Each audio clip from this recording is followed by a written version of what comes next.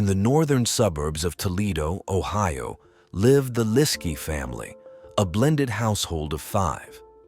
The family included 53-year-old Bill, his wife Susan, aged 48, and their 3 children, Devon, Derek, and William. Devon and Derek were Susan's children from a previous marriage, while William was Bill's son from his first marriage. The family seemed to live a relatively peaceful life in a spacious home situated on hundreds of acres near Lake Erie, close to national parks and wildlife areas. Their favorite pastimes included hunting and fishing, activities that allowed them to enjoy the outdoors together. Susan, who had worked as an office manager for the Northwest Carpentry Training Board, loved gardening, camping, and was known as a loving mother. Bill, a retired Air Force veteran, shared her passion for the outdoors. The kids, especially William, enjoyed spending time near Lake Erie. As the children grew older, they attended church every Sunday, blending into the quiet rural life. However, William had a more turbulent personality. As a child, he was often irritable, bullying other children and stirring up conflict wherever he went. His parents initially dismissed his behavior as typical mischief, expecting it to improve with time, but his disruptive tendencies only worsened during adolescence. By the time William was 15, his behavior had escalated to a point where he had several run-ins with the law. It was around this time that his father, Bill, met Susan through their work and eventually married her in 2001. William resented Susan's arrival into his life. He disliked her presence in the household and openly rebelled against the strict rules she introduced. As the tension between William and his stepmother grew, so did his disobedience. By 2002, at age 16, William had been placed under house arrest for a crime. He had threatened to harm himself, and when the police arrived, the situation escalated into physical violence. William was charged with assault in juvenile court. In 2004, during a heated argument, William struck Susan in the chest. 2 months later, he assaulted her again, hitting her on the head with a coffee mug and stealing her car. Susan, overwhelmed by the violence, pressed serious charges against him. However, William was diagnosed with schizoaffective disorder and was deemed unfit for trial. The assault and theft charges were dropped, though his relationship with Susan remained fraught. His father, Bill, made the difficult decision to place William in a psychiatric group home near Lake Erie in Sandusky. Even though William was under treatment, he continued to pose a threat to those around him. During his time in Sandusky, William had multiple violent encounters with law enforcement, one of which occurred when his father was present to pick him up. Despite the treatment, William's condition didn't improve, and he remained agitated. In the fall of 2004, at 18 years old, William's aggression took a frightening turn. One morning, he attempted to attack Susan while she was in the shower. Although Susan managed to fend him off, she was left injured, both physically and emotionally drained from the prolonged abuse. That night, Bill made the painful decision to expel William from the family home. From that point on, William had to fend for himself.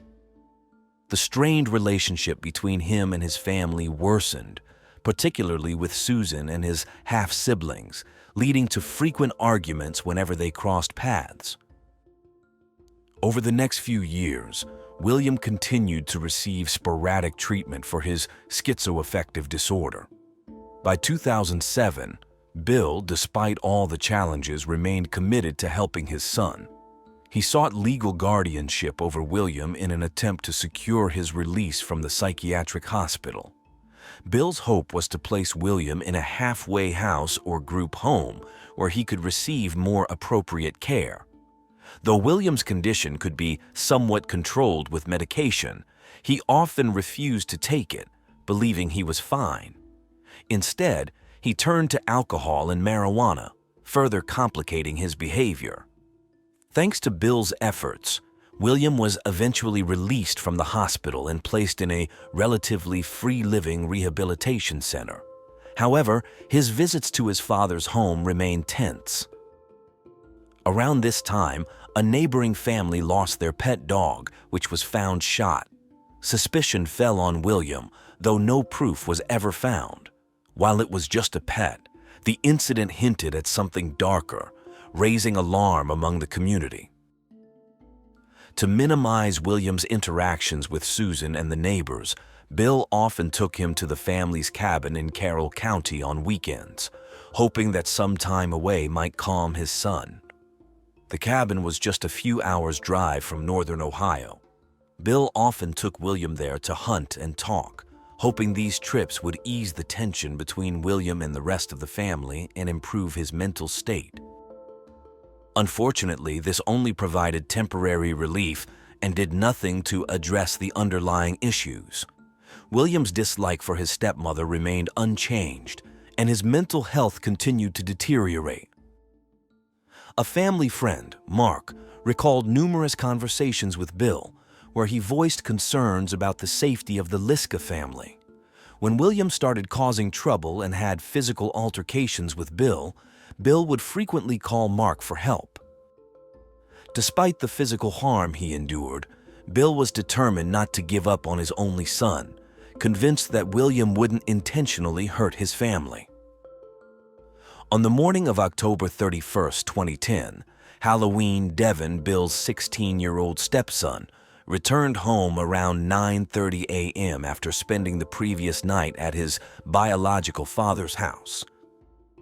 He was getting ready to change clothes before heading to church. As he came downstairs after changing, he encountered William, which struck Devon as odd, as William had already moved out and rarely stayed at the house. The couch had been made into a bed, suggesting William had slept there the night before. They exchanged brief pleasantries, and William asked Devon where he was going, how long he'd be out, and how he was getting there. William's unusually chatty demeanor surprised Devon, as their relationship had always been tense, marked by frequent arguments. Devon shrugged off William's sudden friendliness, answered quickly, and left for church. By 1:30 p.m., after attending church services, Devon returned home.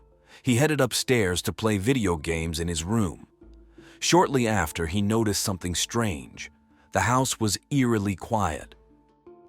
Curious, Devon walked downstairs to check on his mother and stepfather, assuming they had overslept. To his shock, they were still in bed, and his mother's legs were hanging off the edge of the bed. Devon approached and tapped his mother's leg, attempting to wake her. That's when he noticed her pillow stained with what looked like blood. Initially, Devon thought it might have been a Halloween prank from the previous night's party, but as the minutes passed, it became horrifyingly clear that his parents had been murdered. In a panic, Devon fled the house and called his Aunt Lori. At that moment, Devon didn't think to check on his brother Derek or his stepbrother William. Lori quickly alerted the police and rushed to the Lisk house. When law enforcement arrived, they found a gruesome crime scene. In the master bedroom, under the sheets lay the bodies of Bill and Susan. Bill had been shot in the face while still in bed, seemingly asleep. Susan had been shot 3 times in the head, and her body appeared to have been moved after her death. Forensic evidence later revealed that Susan had also been bludgeoned after she was already dead. In another room, police found the door locked. Upon forcing it open, they discovered 23-year-old Derek curled up in his bed, also killed. He had suffered blunt force trauma to the head, and a bloodied hammer matching his injuries was found nearby. The forensic investigation concluded that the family had been murdered in their sleep, starting with Derek, followed by Bill, and lastly, Susan.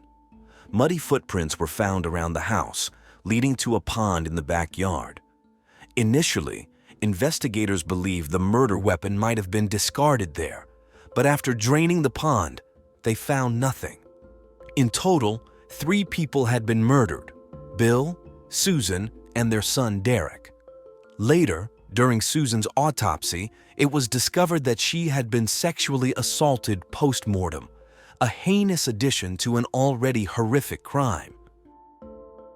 Aunt Lori immediately told the police that she suspected William, Bill's son, as the killer. William had a history of mental illness and deeply resented Susan. He had previously threatened and assaulted her. Adding to the suspicion, William had been staying at the house the night before the murders, and the family's white truck was missing, pointing further in his direction. Neighbors interviewed by the police mentioned hearing some noises, possibly gunshots, around 6:30 a.m. on Halloween morning, but living in a rural area, they didn't think much of it at the time. They also recalled seeing Bill and William returning from a hunting trip the day before and attending a Halloween party with the family that night. Everyone at the party seemed happy, but neighbors noticed that Derek wasn't present, which wasn't unusual given that Derek and William didn't get along. William rarely stayed overnight at the Lisk home, but because Bill and Susan had been drinking at the party, they allowed William to sleep over after the festivities ended. This exception would later prove to be fatal for the Liske family. Reports suggest that when Devon returned home that morning before heading to church, his family may have already been killed by William. The fact that William spoke to Devon upon his return implies that William chose to let Devon leave the house without harming him. However, William did ask how long Devon would be gone, indicating that he might have murdered the rest of the family after Devon had left for church. Phone records show that the last call from Derek was at 2:02 p.m. the day before the murders. Authorities quickly tracked William down, finding that he had returned to the family's cabin. He had been hunting there with his father less than 48 hours earlier. Bill had taken a week off, and the two had only returned home 24 hours before the killings. A police officer reported spotting a white Ford truck and decided to check the cabin. The truck matched the description of the one missing from the Liske home. As police kept watch over the property, they observed William step out onto the porch, leaning against a post and smoking a cigarette. William was promptly arrested. Surveillance footage from a nearby restaurant showed William purchasing the sandwich. Forensic experts searched the cabin, gathering the truck and William's clothing as evidence during his initial arrest. At first, William was only charged with a single count of murder, which allowed the police to hold him until further charges could be brought before a jury. The jury would decide if additional charges would be filed. When William was transferred from the detention area to the intake unit, he was instructed to wear a suicide prevention suit, which he refused. An officer was tasked with overseeing William. He insisted William to wear the suit, leading to a physical confrontation where William scratched the officer's face. Another officer intervened, threatening William with a stun gun before he finally complied and put on the suit. Despite this altercation, no further charges were filed against him. The police were already familiar with William, as he had been in and out of trouble frequently. In November 2010, William was officially charged with 6 counts of aggravated murder, 2 counts per victim. 3 of the charges were for premeditated murder, while the remaining 3 were for aggravated robbery. William pleaded not guilty to all charges, with his defense lawyer entering an insanity plea on his behalf. He was held in jail with bail set at $3 million. Sometime later, William appeared in court. He faced 6 counts of aggravated murder. He underwent a 30-day evaluation to determine if he is competent to stand trial. The 24-year-old was accused of murdering his father, Bill, his stepmother, Susan, and her son, Derek. If convicted, William would face the death penalty. Despite his history of mental illness, and after being evaluated twice for competency, William was ultimately found fit to stand trial.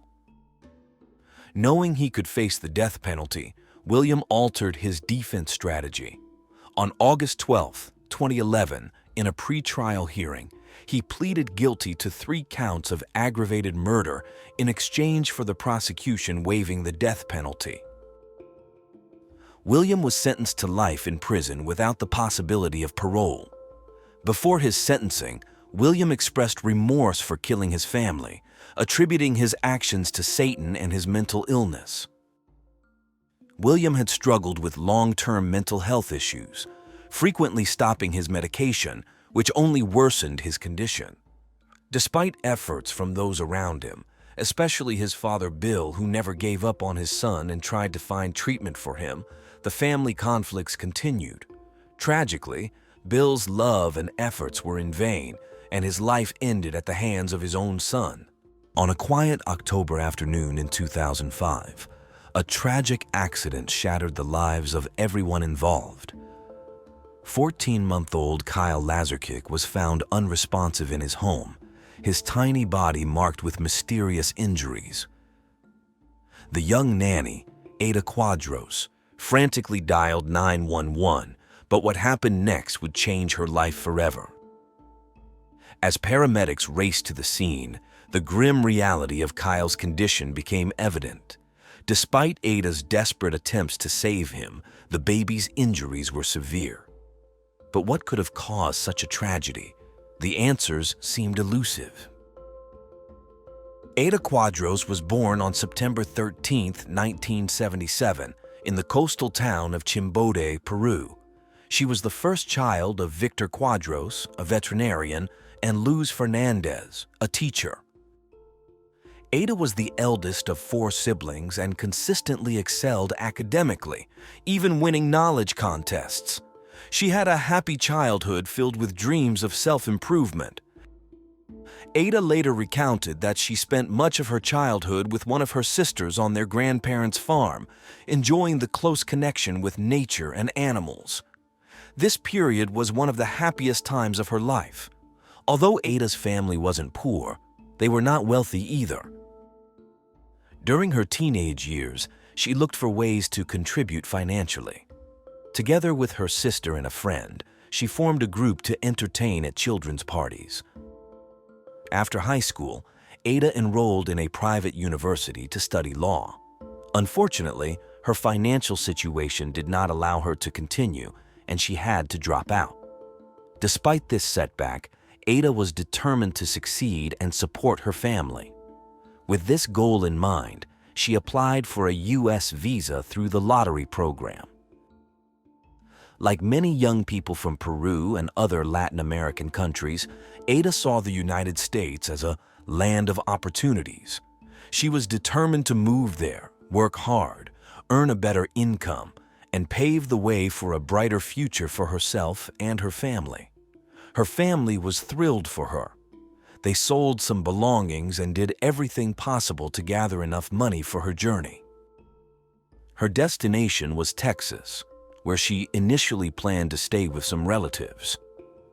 In early 2004, she began working as a waitress in a restaurant. After some time, she joined a company that placed nannies in households. This is how she met the Lazerick family. The Lazerick family consisted of Father Michael, commonly known as Mike, Mother Renee, their eldest daughter Alyssa, and twin boys Ryan and Kyle. Little is known about the family's background except that they married in 2000. Shortly after their wedding, Renee became pregnant with their first daughter, Alyssa. Just 4 months after Alyssa's birth, Renee was expecting again, this time with twins Kyle and Ryan. The Lazerick couple wanted to hire a trustworthy nanny to take care of the twins when Renee returned to work. Alyssa was already comfortable in a daycare she attended daily, where she had made several friends, so they decided she would continue going there. The couple interviewed several candidates, and Ada stood out as the best option. At 27 years old, she was young but not a teenager. She appeared healthy, strong, well-mannered, and cheerful.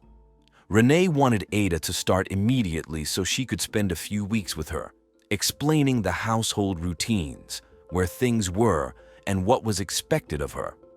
She also wanted to observe how Ada handled the young twins, who were just over a year old. The family had one specific request. They needed assurance that Ada could commit to staying with them for 18 months, and Ada committed to this arrangement. Initially, it was agreed that she would only spend the day at the Lazerick household, but after some time, they asked her to live in, and Ada agreed. From then on, she only left on weekends to stay at her uncle's house. Everything seemed to go smoothly. The Lazerick family was pleased with Ada's work and grew fond of her, trusting her completely. Numerous photos captured happy moments with the smiling young nanny holding the twins. However, everything changed in the summer of 2005. Ada informed the Lazerick family that her uncles were returning to Peru before moving on to Germany. Ada was prepared to go with them and had already purchased her plane ticket for October 29th of that year. Understandably, this was disappointing news for the couple since it was not what they had agreed upon. Eventually, they understood and only asked Ada to stay until they could find a replacement. They even requested her help in searching for and selecting her successor. Ada agreed, but from that point on, she no longer stayed overnight at the Lazerick home. Instead, she returned to her uncle's house each night and came back early in the morning. Given the change in circumstances and Ada's impending departure, the Lazerick family scheduled interviews with several nanny candidates for Wednesday, October 12th. During the day, Renee called Ada and asked her to prepare macaroni and cheese for the children. Ada complied and fed the kids. When Renee returned home, she greeted her children, saw they were well, and after interviewing the candidates, spent over an hour with her little ones before they went to bed. Nothing seemed out of the ordinary. However, at 5 a.m. on Thursday, October 13th, Kyle woke up crying, which was unusual. The twins were typically heavy sleepers and never woke up on their own. It always took someone to wake them. Nonetheless, Renee got up, went to the twins' room, picked up Kyle, and soothed him until he fell back asleep. She then returned to bed. 2 hours later, at 7:30, Mike went to the children's room, woke them up, hugged and kissed them, and left them in Ada's care before heading to work. Renee woke up just before 9:30 and spent some time with the twins. She changed Ryan's diaper, said goodbye to both him and Kyle, and left for work. The children were fine, with nothing out of the ordinary except Kyle's early wake-up. That day, their older sister Alyssa went to daycare as usual. But things took a dramatic turn around 1 p.m. when Ada called 911, highly agitated, saying that one of the children, Kyle, had stopped breathing and was turning blue. After providing the address, the operator gave Ada instructions to perform CPR on the child. Ada followed the instructions while paramedics were on their way. A few minutes later, they arrived at the house and took over Kyle's care. They asked Ada what had happened, and she, very distressed, explained that after lunch, she had put Kyle in his crib and returned to get his brother. But when she got back with Ryan, Kyle started vomiting and stopped breathing. While paramedics attended to Kyle, Ada called Renee to inform her of the situation, giving her a different version of events. She said that after feeding the children, she took Kyle out of his high chair and, as usual, placed him on the playroom floor while she fetched his brother. But when she returned, Kyle was vomiting. She went to the kitchen to get a bowl to catch the vomit, and when she returned, Kyle had fallen. She said she picked him up, took him to the sink, and performed the maneuver Renee had taught her in case one of the children stopped breathing. But it didn't work, and she also attempted CPR. After initial treatment, the paramedics transported Kyle to the nearest hospital. When Renee arrived at the house, the ambulance with her son had already left, but the police were still at the scene. Renee took Ryan, the other twin, and asked Ada to accompany them. They followed the police, who escorted them to the hospital. During the drive, Renee called her husband and they met at the medical center. A few minutes later, the doctors decided to transfer Kyle by helicopter to the Dallas Children's Hospital. The Lazericks returned home, left Ada to care for Ryan, and headed to the Dallas Children's Hospital. Ada asked them to keep her informed about Kyle's condition. On the way to the hospital, Renee started worrying that Ada might be too nervous to look after Ryan properly, so she called a friend to assist the nanny at the house. Shortly after, her friend arrived at the house. Ada, visibly distressed and crying, opened the door for her. She asked Ada to explain what had happened. According to her account, Ada said that Kyle was standing between the playroom and the kitchen when he suddenly collapsed. Ada claimed she dropped a plate she was holding, picked Kyle up, took him to the living room, and performed CPR on him. She recalled Ada mentioning that Kyle's brain hadn't fully developed and that this issue had started at birth. She didn't fully understand, but Ada kept talking, saying she loved Kyle and would never hurt him. She tried to calm the very upset nanny, reassuring her that she hadn't done anything wrong and that she was a good person. Meanwhile, at the Dallas Children's Hospital, the Lazerick family received devastating news. The doctor in charge of Kyle reported that the child had suffered severe head injuries, with multiple bruises on his head, arm, and left shoulder. A neurosurgeon met with the distressed parents to explain that something had to be done to relieve the pressure on Kyle's brain, though survival was unlikely. A child abuse specialist who also met with Mike and Renee suggested that Kyle's injuries could be consistent with abuse. The specialist stated that Kyle's injuries were so severe, it was as if he had been in a car accident or fallen from a sixth floor. Initially, Renee couldn't believe it. She thought Ada might have accidentally dropped the child or was too scared or ashamed to admit it. But the doctors clearly explained the extent of Kyle's head injuries and the force required to cause them. With this information, the possibility of an accident seemed implausible. Renee immediately called another friend to pick up Ryan and take him away from the house. While this was happening at the hospital, Ada became increasingly anxious at home. Renee's friend had to leave to pick up her son from school and take him home. During her absence, Ada called her several times, asking if there was any news about Kyle. When Renee's friend returned to the house, she found Ada calm. Ada was no longer crying or talking. Shortly after, a police car drove by the house. Upon seeing it, Ada lost her composure. She began crying uncontrollably and shouting, "No, no, no." She collapsed to the floor behind a door, repeatedly insisting she would never harm Kyle. Two female detectives arrived to interview Ada as the person who had called 911 about the injured child. She had been the only adult present when the incident occurred. As the detectives located the house and got out of their patrol car, they heard Ada's cries. Upon entering, they found her extremely agitated. When Ada was able to speak, she explained that she had taken Kyle out of his high chair and placed him on the playroom floor. She was patting his back to help him burp when he suddenly began to vomit. Ada said she went to the kitchen to get a container to catch the vomit, as Renee disliked stains on the floor. While she was cleaning, Kyle turned blue, fell, and started convulsing. She claimed she took him to the living room, called 911, and followed the dispatcher's instructions.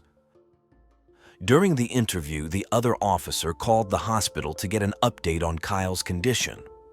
When they discovered the diagnosis, detectives told Ada that her story did not account for the injuries Kyle had.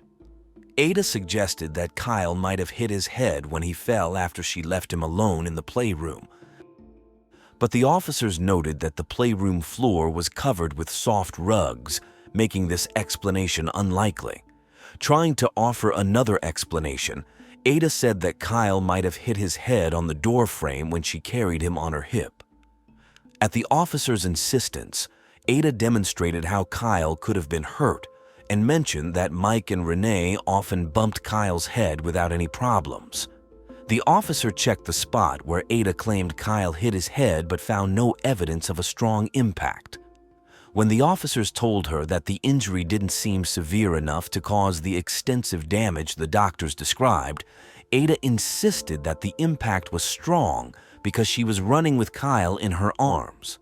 She also stated that she had never shaken or hit either of the twins.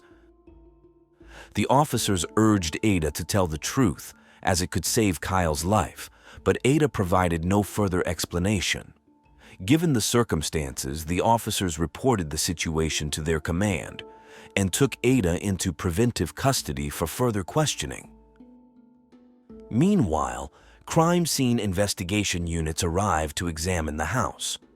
After completing their task, they informed Renee's friend, who had stayed at the house on behalf of the owners, that they could clean up and organize everything for the family's return.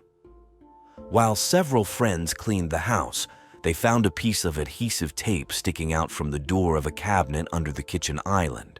When they opened the door, they noticed it was broken and held together by tape. As a result, opening it caused the door to become misaligned. They simply placed it back and secured it with the tape, but found it strange because Renee was always careful with broken items to prevent the children from getting hurt. They had a hunch and called the police to report the door. Shortly after, investigators returned to collect potential evidence. Later, when questioned about the cabinet door, Renee stated that she frequently used that door and had never seen it held with adhesive tape. By Friday, October 14th, all of Mike and Renee's hopes had vanished. The doctors informed them that Kyle was brain dead and had no chance of recovery. Amid indescribable pain, the couple authorized the removal of life support, after which Kyle passed away. 3 days later, on October 17th, the detectives interviewed Ada in prison, where she was accused of premeditated assault on a minor. This time, Ada claimed that the day before the incident, she was preparing the macaroni and cheese that Renee had requested. She had Kyle sitting on the kitchen counter, and the child fell, landing headfirst on the kitchen floor and hitting his head hard. Ada said she picked him up and checked for injuries. The only thing she noticed was redness on his ear and the right side of his head, so she applied cold compresses and gave him a pain reliever. When the interrogators asked why she hadn't told this to the other officers, Ada said she thought they wouldn't believe her. She mentioned that she didn't tell Renee because when she arrived home from work, she complained of a severe headache. Ada said Renee suffered from migraines and had requested that the lights be turned off and the house be kept quiet. The interrogators asked if she had fallen with the child, which she adamantly denied. During that interrogation, Ada learned that Kyle had died, and she cried for the rest of the interview. Ada was brought before the courts, where a judge charged her with aggravated homicide and set bail at $750,000, which was beyond the means of Ada or her family, so she remained in custody until the trial. At that time, the police indicated that she might be charged with premeditated actions, which could carry the death penalty. The case of Kyle's death went to trial in the second half of 2005. The doctor who examined Kyle at Dallas Children's Hospital testified that when he received Kyle, the child was already unconscious. He described multiple hematomas on the right side of Kyle's head, as well as bruises on the left side of his head and shoulder and both arms. Additionally, there were 2 small hemorrhages forming hematomas on the right temple. Kyle had 3 main areas of hematomas on his head, indicating 3 separate impacts.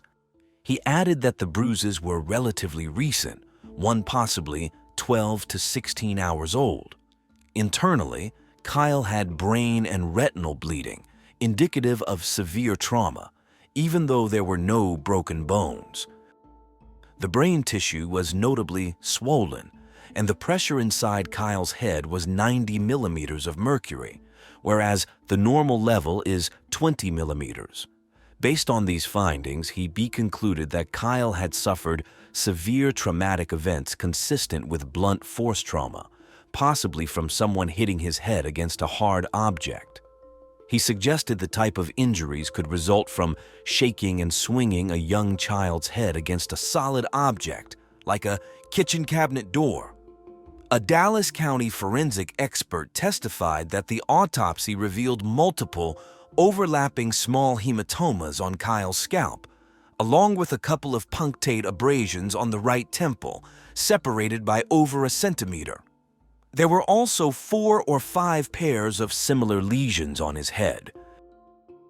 His brain showed significant hemorrhage and swelling, with retinal hemorrhages in both eyes, requiring substantial force to cause such injuries.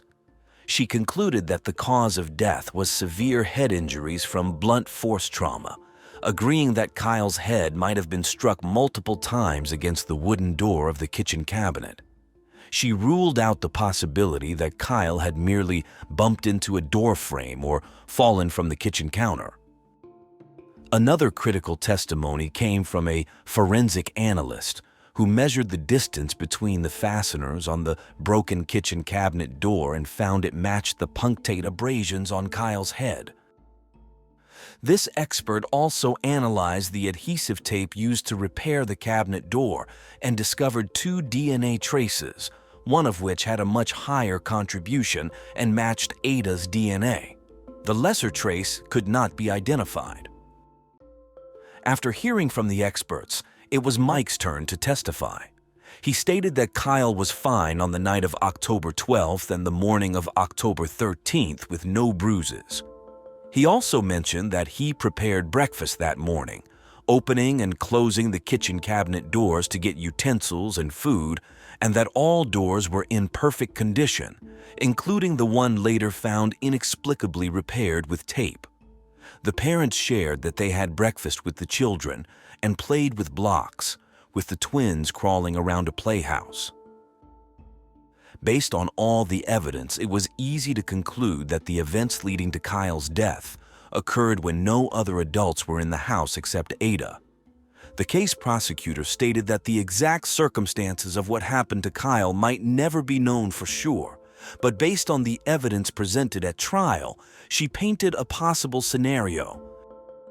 Perhaps Kyle didn't want to eat his lunch, and Ada, feeling frustrated or distracted by watching a soap opera, might have taken him out of his high chair without noticing the cabinet door was open. The prosecutor speculated that Ada's rage might have triggered the vicious attack on Kyle's head using the cabinet door until it broke, with the door's screws leaving marks on the child. After all the testimonies and closing arguments, the jury went to deliberate. Upon returning, they found Ada Quadros guilty of capital murder of a child under 6 years old.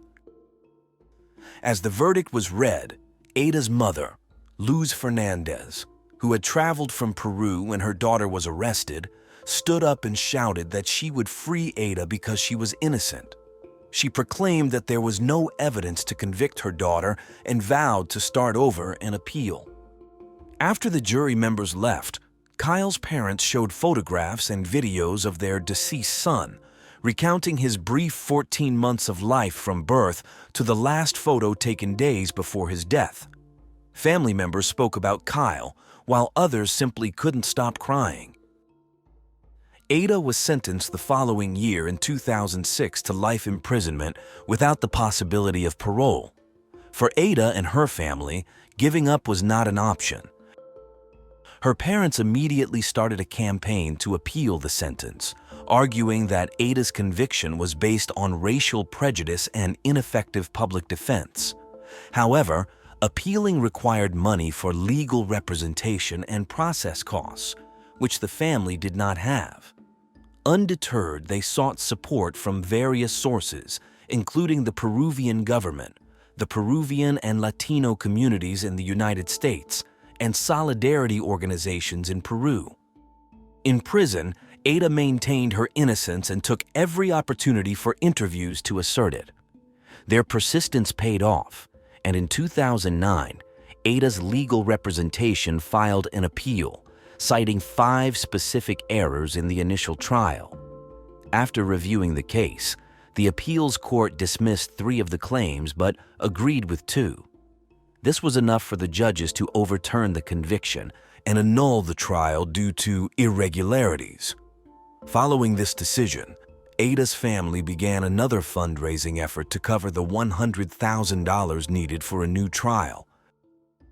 It took another 3 years to prepare for the new trial, which began on July 10, 2012, with the selection of 12 jurors from over 100 candidates. The trial took place in Collin County's Justice Hall. The defense argued that Kyle had fallen from the kitchen counter on October 12th, injuring his head, and the situation worsened the next day when Ada, running with the child in her arms, accidentally struck his head on the doorframe. This time, the defense presented testimony from a forensic expert with 40 years of experience. He suggested that some of Kyle's bruises might have been caused at the hospital during catheter insertion to assess brain swelling. The prosecution fiercely challenged this testimony. David Gardner, an employee of the kitchen cabinet manufacturer, also testified for the defense. He proposed alternative explanations for the broken cabinet door, though he didn't entirely rule out that Kyle's head could have been struck against it. A poignant moment in the trial was Mike's testimony, where he described Kyle's last 2 days connected to numerous tubes and machines, eventually being taken off life support and dying in his parents' arms.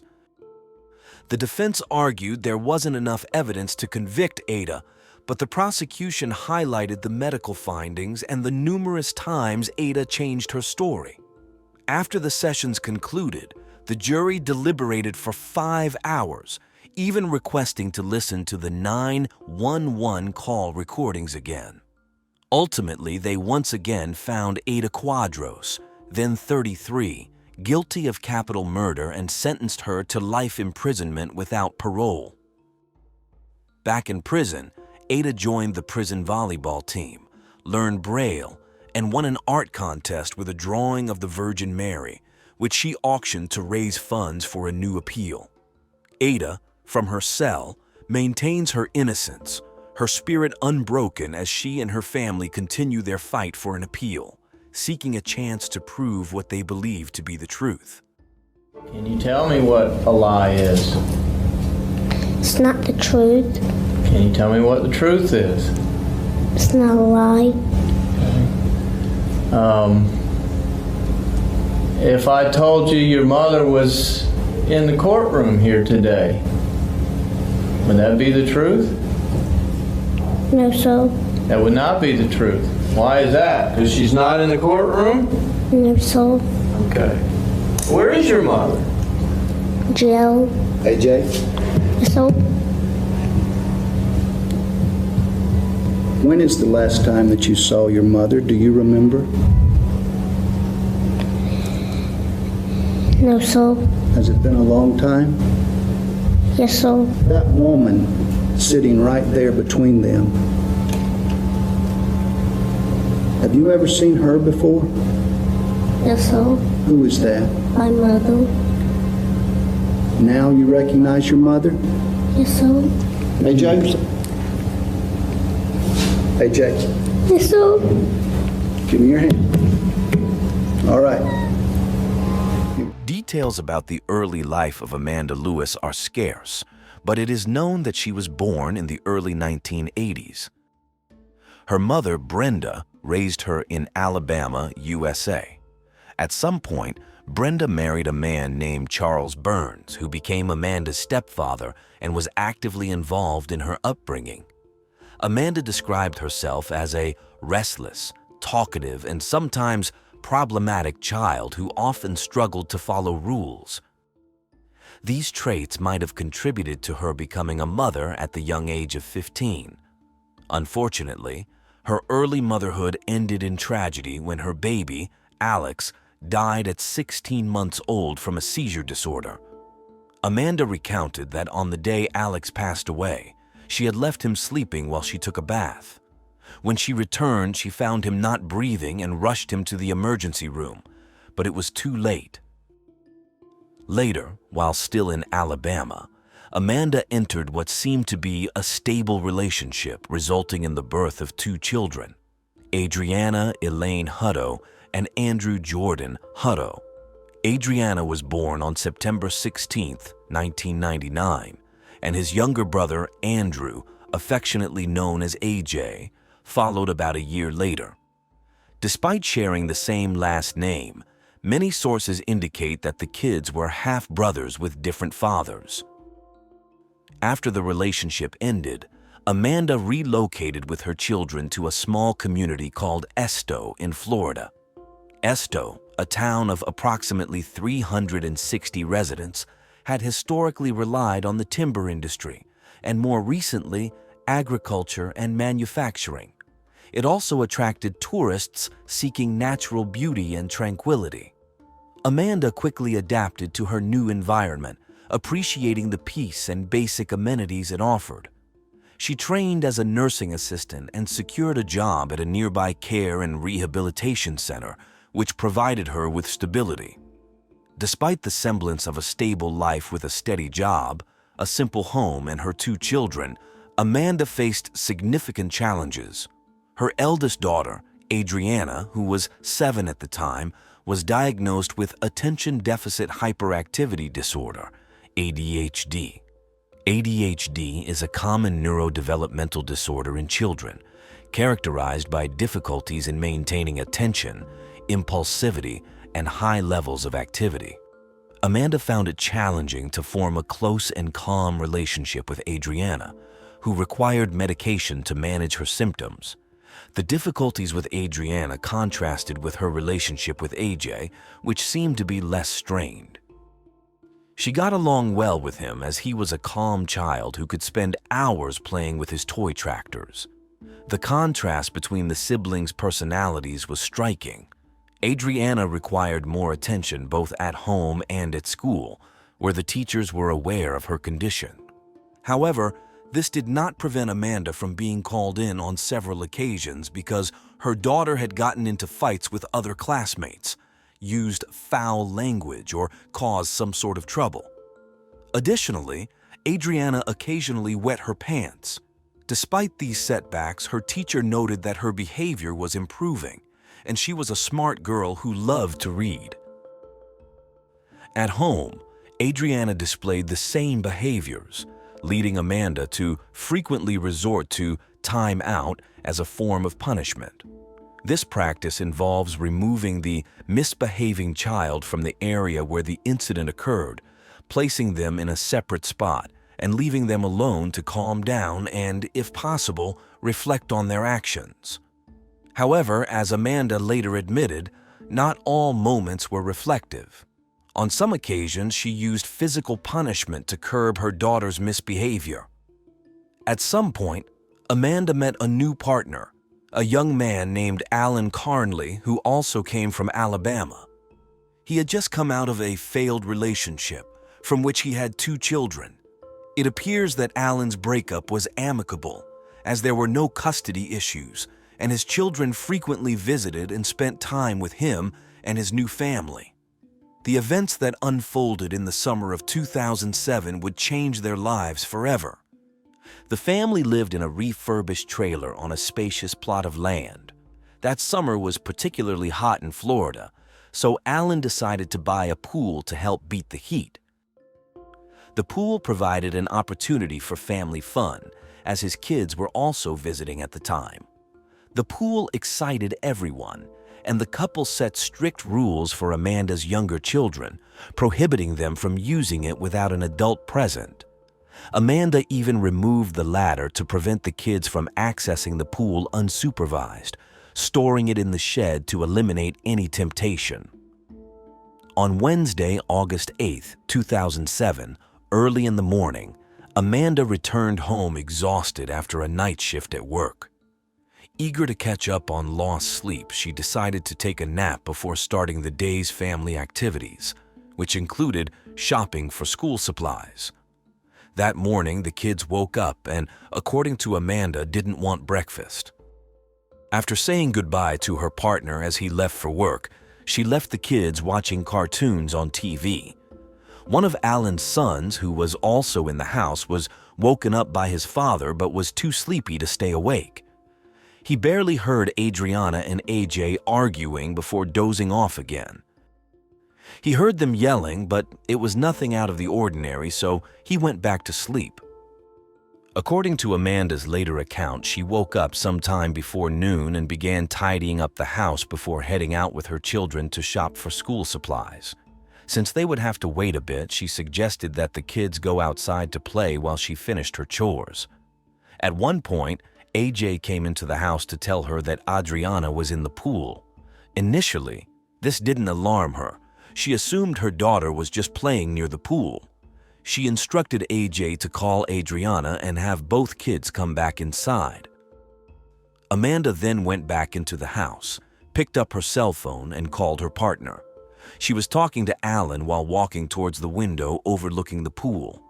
Everything changed when she saw AJ standing on a ladder at the edge of the pool, splashing his hands in the water.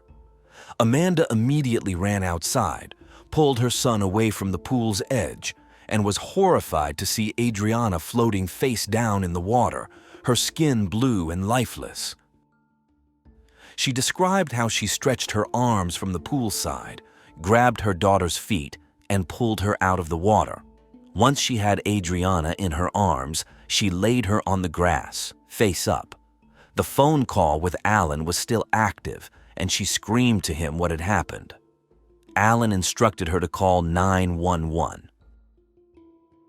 As emergency personnel arrived, Amanda began performing CPR on Adriana, relying on her training as a nurse, although she admitted she had never had to use those skills in a real-life situation until then. The first responders on the scene were firefighters, with Unit Chief Charles taking over the resuscitation efforts as they awaited the arrival of medical and police teams. Their efforts seemed to yield some results. Adriana showed faint signs of life. Given the severity of Adriana's condition and the lack of advanced medical facilities in the small town of Esto, she was airlifted, accompanied by her mother, to the nearest hospital. Amid all the commotion, Alan's son woke up and, looking out the window, saw the frantic efforts to revive his stepsister. Before leaving, Amanda shouted to him to take care of his half-brother AJ and bring him inside. Later, the police contacted Amanda's children's grandparents to come and pick up AJ. Upon arriving at the hospital, the emergency doctor immediately took over Adriana's care, with a team working intensively to stabilize her and restore her vital signs. For a moment, it seemed they had succeeded. Adriana had a pulse. Tragically, after nearly an hour of effort, they lost the battle. Adriana, 7 years old, was pronounced dead at 5:05 that afternoon. Amanda later recounted that when she was told her daughter had passed, she felt her stomach churn. She was allowed to see Adriana one last time, kissing and hugging her, knowing it would be their final goodbye. In the eyes of the doctors, emergency staff, and police, it was a tragic accident, much like many others involving young children and bodies of water such as pools. While it was a tragic event, it could have easily marked the end of the story. However, miles away from the hospital where Adriana was declared deceased, her younger brother, AJ, left everyone stunned with a shocking account. Upon arriving at his grandparents' house, as they tried to calm him down, the little boy suddenly said that his mother had drowned Adriana. Naturally, upon hearing such a statement, Brenda and Charles, Amanda's mother and stepfather, were completely shocked and bewildered. The couple talked with the boy for a while, thinking he might have misunderstood something, but after asking him some questions and finding his answers convincing, they decided to take AJ to the police station to speak with the officers. With the grandparents' permission, AJ was questioned by the police, during which he stated that his mother had held his sister underwater as a punishment. According to the boy's account that morning, Adriana had taken a bottle of window cleaner and sprayed it all over the living room, the curtains, and the TV. AJ continued, saying that when his mother discovered what had happened, she became very angry, dragged her 7-year-old daughter to the pool, put her in it, and held her head under the water until she stopped moving. This story was repeated multiple times during 2 interviews with investigators and a third with a child expert. Although several aspects of the boy's story varied across the different interviews, the claim that his mother had submerged his sister's head underwater remained consistent. As a result, the authorities launched an investigation, starting with a thorough inspection of the house where the incident occurred. During this search, several things became evident. The bedroom shared by AJ and his sister was in disarray, with a broken bunk bed, complete disorganization, and a strong smell of urine. The word neglect echoed in the investigators' minds. Aside from the neglect, what shocked the detectives the most was the lack of toys in a room shared by 2 children. Naturally, Amanda was summoned to the police station to provide a statement and respond to her son's accusations. She appeared astonished and vehemently denied that her son's account had any truth to it. When confronted with the results of the house inspection, she explained that there were few toys in the children's room because she had thrown out the broken ones and donated the rest as a punishment for Adriana's bad behavior. As for the overwhelming smell of urine, she had no choice but to acknowledge it, explaining that Adriana often wet the bed. The investigators requested that Amanda undergo a polygraph test. She agreed immediately and successfully passed the test. However, her situation was further complicated by the autopsy results on her daughter's body. The post-mortem examinations confirmed that the cause of death was drowning, but they also revealed clear signs of assault on the girl's face. There were visible bruises that covered nearly the entire face and closely matched the size of an adult hand. With this evidence, on September 5, 2007, Amanda was arrested and charged with first-degree murder, facing the possibility of a life sentence or even the death penalty. The proceedings to prepare the case for trial began immediately.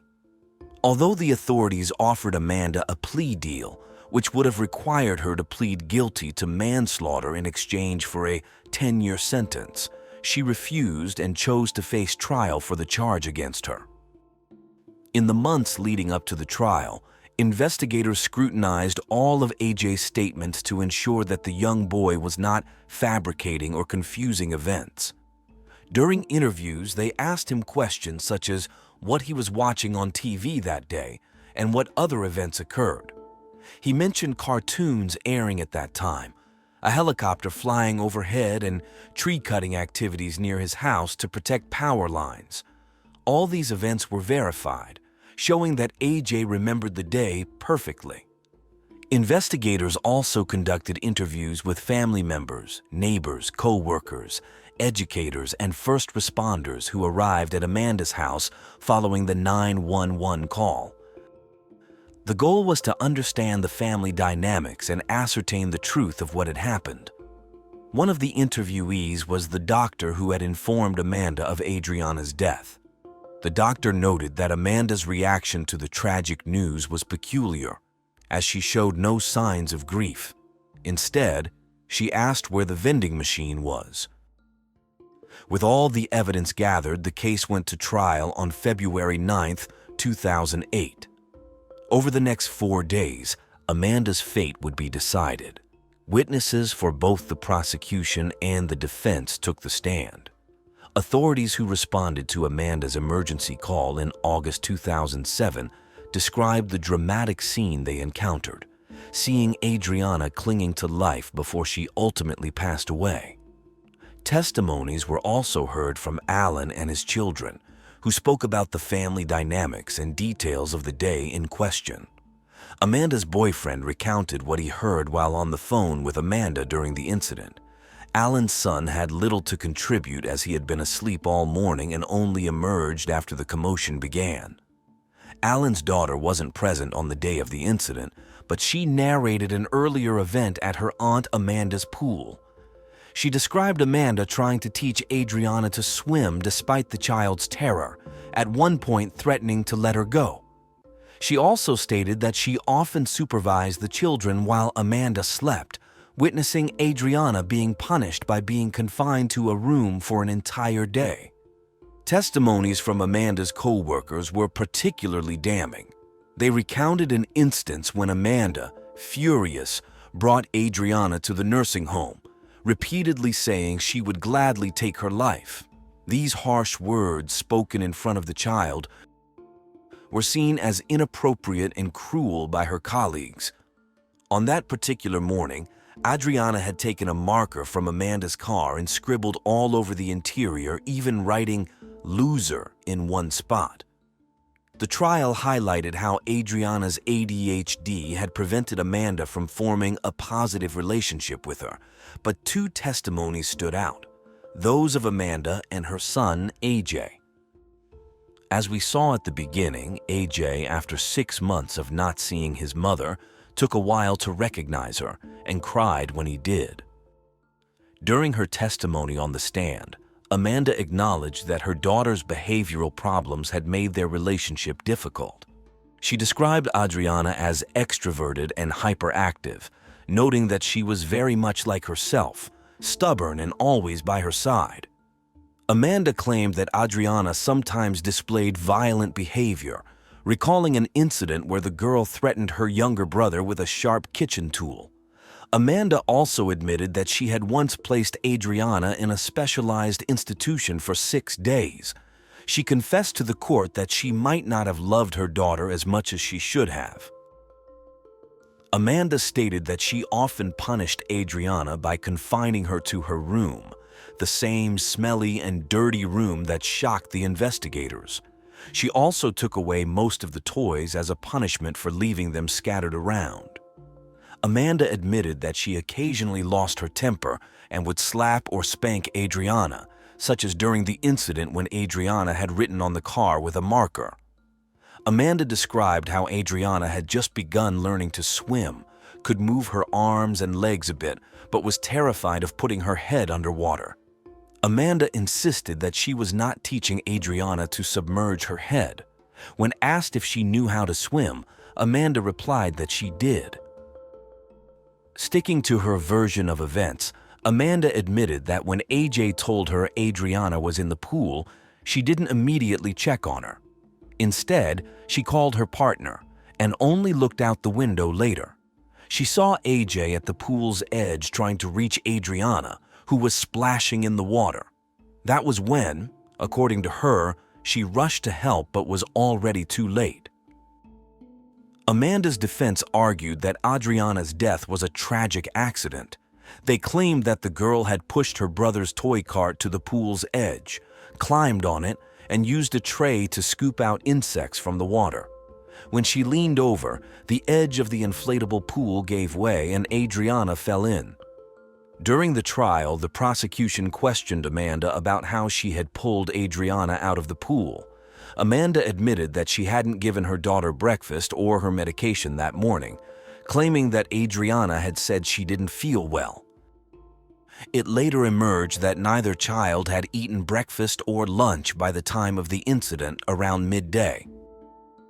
Another critical piece of testimony came from the autopsy report on Adriana.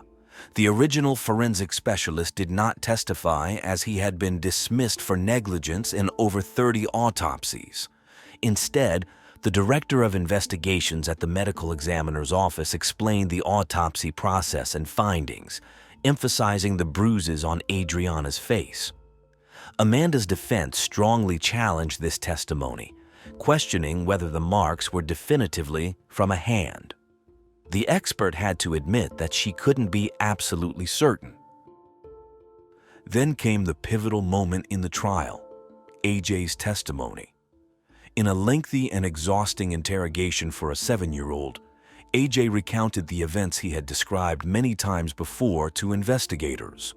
This time, he included a drawing he had made during psychological support sessions, illustrating what had happened. After his long testimony, AJ faced cross-examination from Amanda's defense, who pressed him until he became visibly confused and tired, giving contradictory answers.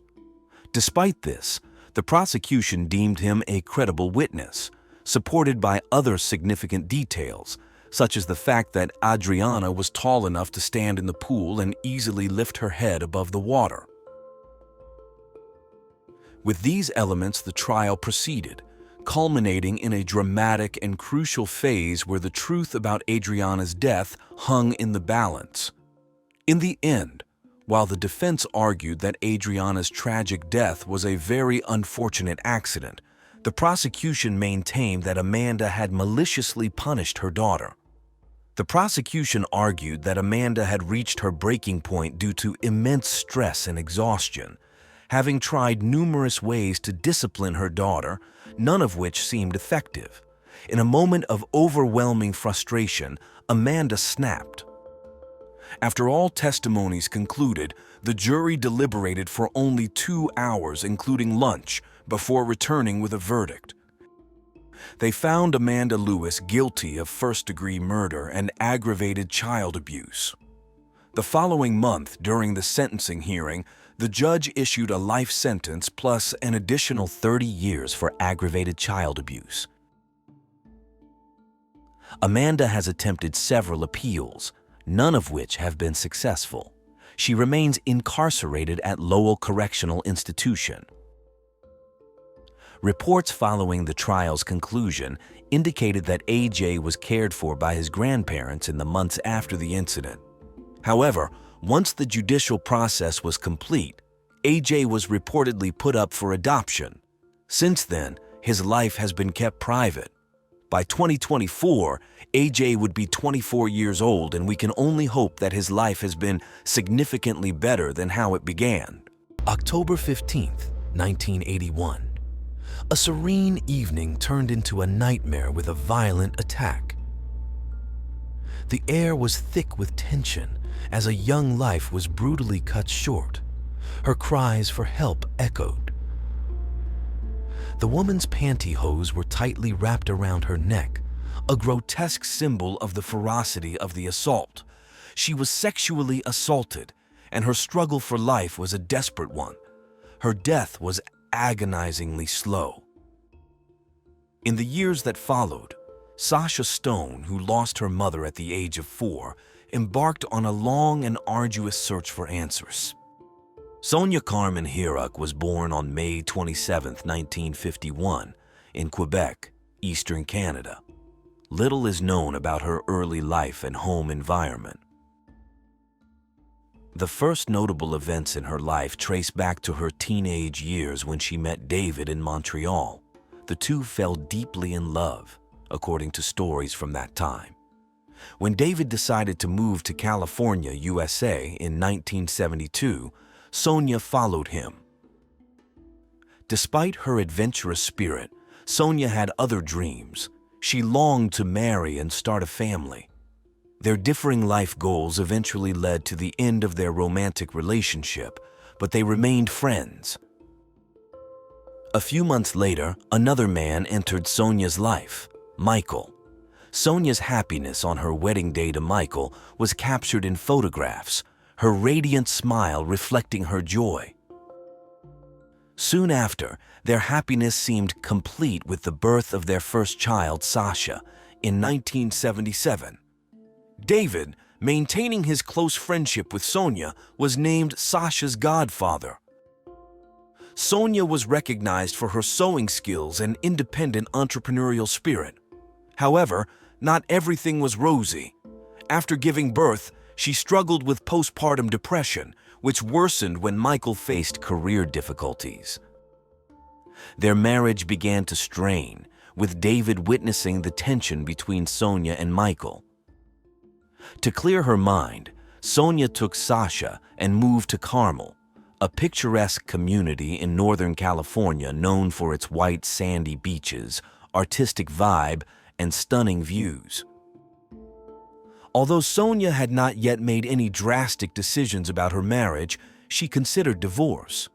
In Carmel, her long hair, striking beauty, and charisma made her a well-known figure. She also became notable for driving a Mercedes-Benz convertible. Her career took a positive turn when she became a rising star at Levi Strauss, working as a sales representative.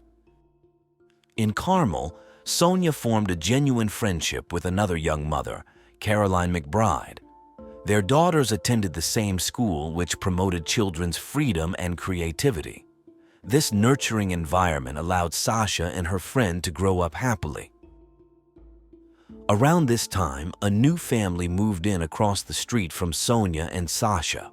The family consisted of Jean and Walter and their son, Michael Scott, known as Scott.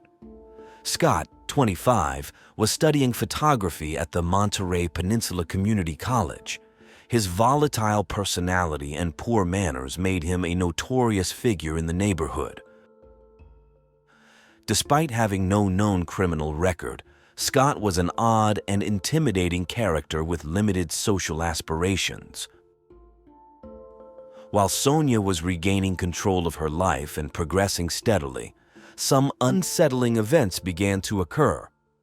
Caroline recounted that she received several mysterious phone calls with no one on the other end.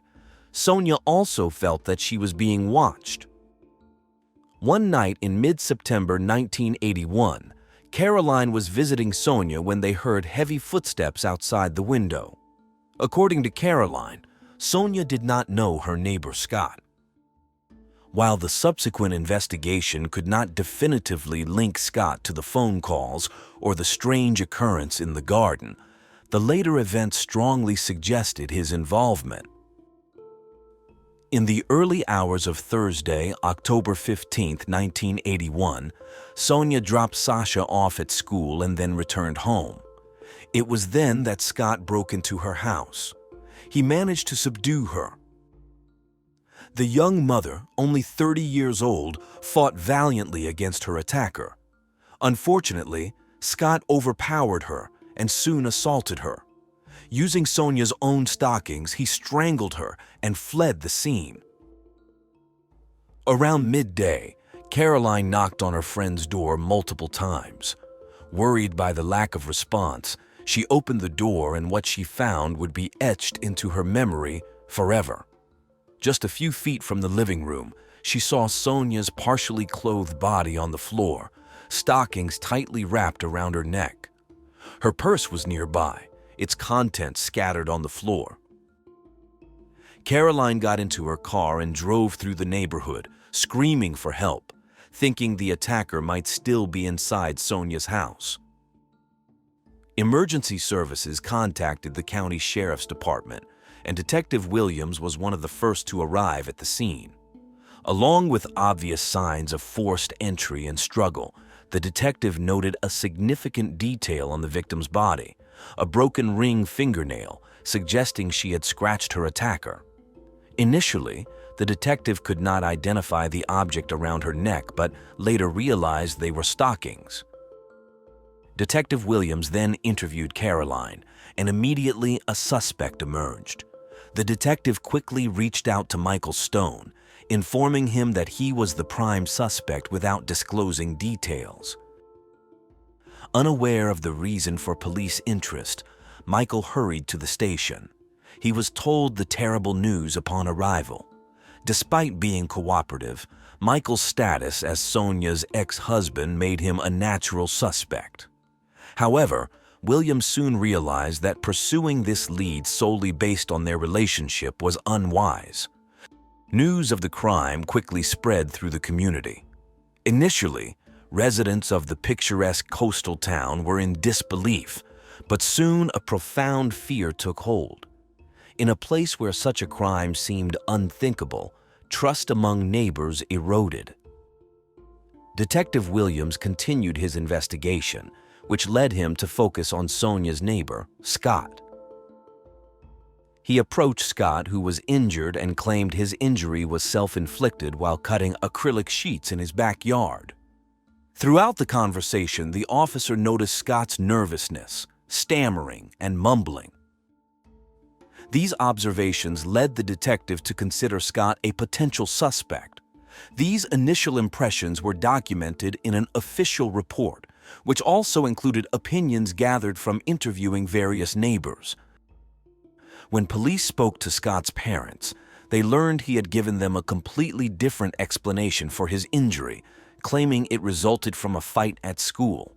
To verify Scott's story, the police examined his workbench and the acrylic sheets, but found no bloodstains. When they interviewed one of his friends named Michelle, she initially said that Scott mentioned getting the scratch in an argument. Later, however, she confessed that Scott admitted being at the crime scene that morning. As authorities built their case against the prime suspect, Sonia's loved ones bid her a final farewell. The tragic actions of Scott left young Sasha bearing an unbearable burden. She suffered from night terrors and traumatic nightmares, often seeing herself as Little Red Riding Hood chased by a terrifying wolf. She would wake up screaming every night. On Monday, December 19, 1981, Scott was arrested at a traffic light for 2 outstanding speeding tickets. A detective from the Monterey County Sheriff's Office in California approached Scott's vehicle with a warrant for his DNA. Although Scott requested to speak with a lawyer, he denied him this right. This marked the beginning of several errors that negatively impacted the case. Once at the station, Scott was booked, fingerprinted, and photographed, with the police aiming to capture an image of the cut on his cheek.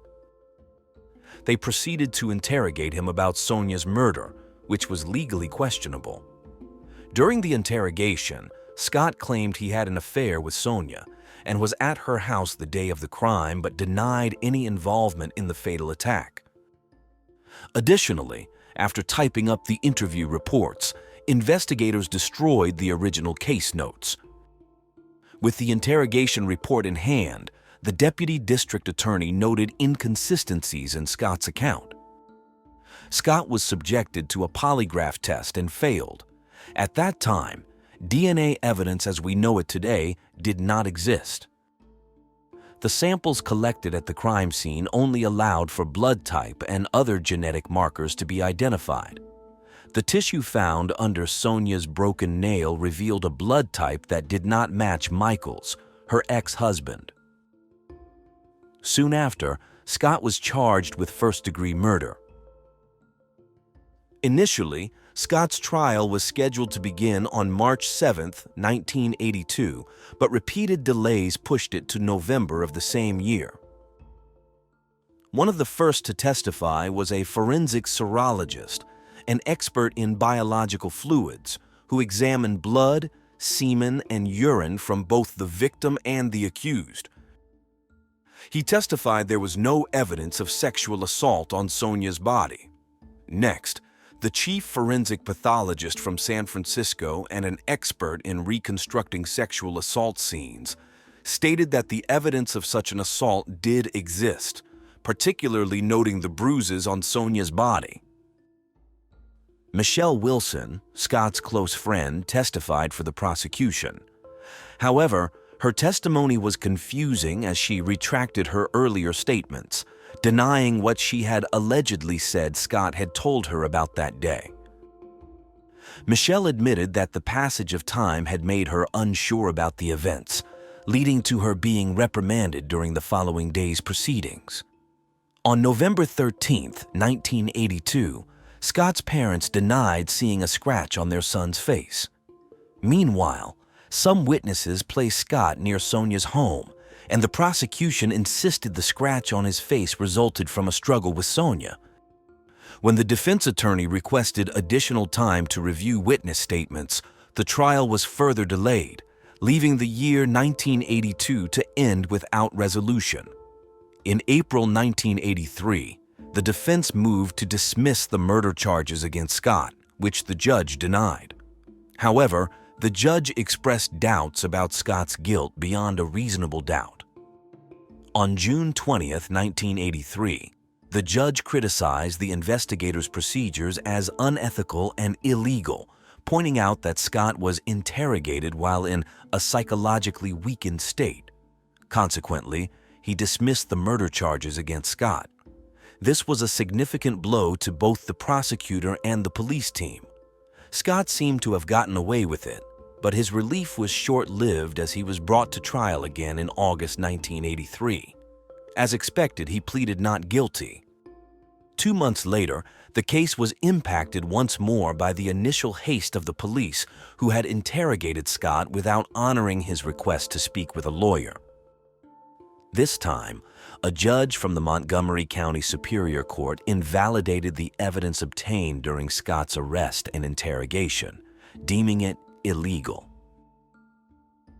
This allowed the defense to argue that their client had been harmed by what they called tainted evidence. During the hearing on November 17, 1983, neighbors provided varying accounts of Scott's whereabouts that day. An emergency physician from the local hospital testified that the laceration on Scott's face was consistent with a scratch from a fingernail. The credibility of the witnesses' reports negatively impacted the prosecution's case. Compounding the issue was the fact that the investigators' original notes had been destroyed. There was no way to verify what was said and what the officer had noted, making it impossible to contrast with the typewritten statements. The defense attorney pointed out discrepancies between the typewritten statements and the witnesses' testimonies on the stand. On November 24, 1983, Scott claimed he had been playing softball the day of the crime. Apparently, none of his softball teammates were contacted. 2 weeks later, when the jury failed to reach a unanimous verdict, the judge declared a mistrial. Scott, visibly relieved, spoke to the press outside the courthouse, stating that he was not surprised by the decision as he had always maintained his innocence and felt he had been falsely accused. Following the 2 judicial setbacks, the prosecutors dismissed the case, concluding that the available evidence was insufficient for a conviction. Scott then lived as a free man, finding work as a forklift operator for a well-known American retailer of tools and home goods. In 2007, he also secured employment as a school bus driver for the Salinas Unified School District. Simultaneously, he coached Little League Baseball, earning the affection of both the children and their parents. He continued living in the area, becoming a father and grandfather, and was never accused of another crime. In stark contrast, Michael, Sonia's ex-husband, became the focus of public suspicion in the absence of a convicted culprit. This scrutiny led Michael to leave the country and move to Canada. As Sasha grew older and fully understood the events, her anger grew, a rage fueled by the lack of answers and the fact that her mother's killer had never been caught. As a teenager, she turned to the detective in charge of the case, seeking to understand why the investigation wasn't reopened. Beyond emotional support and explanations related to bureaucracy and the law, he couldn't do much more for her. Resolving to ensure her mother's crime was not forgotten, Sasha channeled her energy into advocating for victims, dedicating herself to restorative justice, an approach that encourages offenders to take responsibility and recognize the harm they've caused through discussions with victims and community members. This work brought her immense satisfaction and allowed her to demonstrate great professionalism. In 2009, a significant event brought new hope for justice for Sonia. With the detective of the case retired, a new detective was assigned to the case. By then, investigators had a tool unavailable in the 1980s, DNA testing. The following year, a forensic expert from the California Department of Justice began testing old samples, including the blood found under Sonia's nails. The sample yielded a male DNA profile. The goal was to compare it with a sample of Scott's DNA, stored in small vials for nearly 30 years.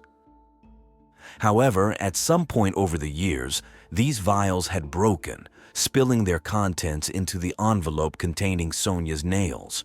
The material was so severely degraded that they could only generate a weak male profile from it.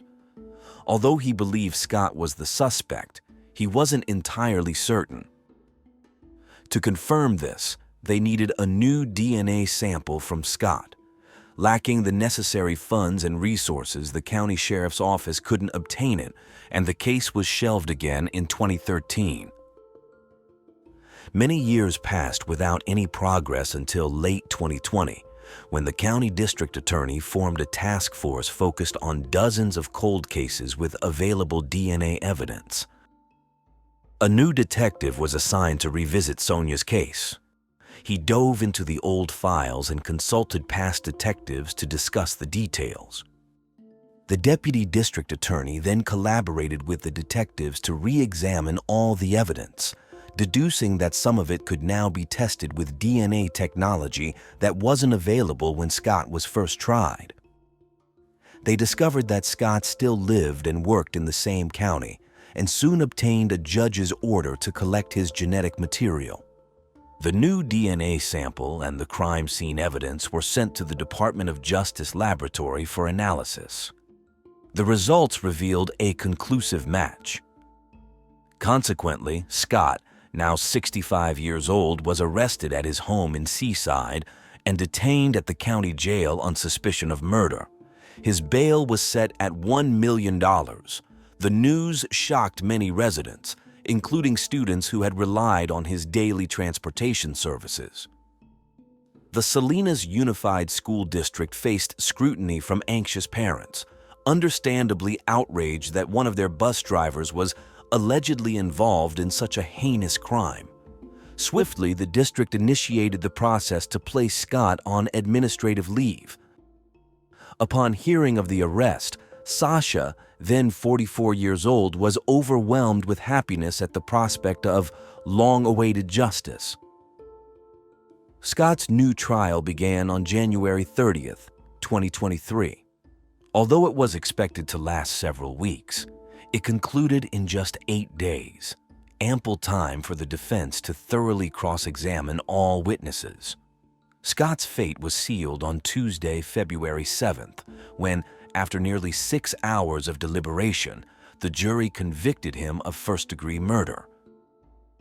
They also found true a special circumstance allegation that the crime occurred during the commission or attempted commission of a rape, making him eligible for a life sentence without the possibility of parole.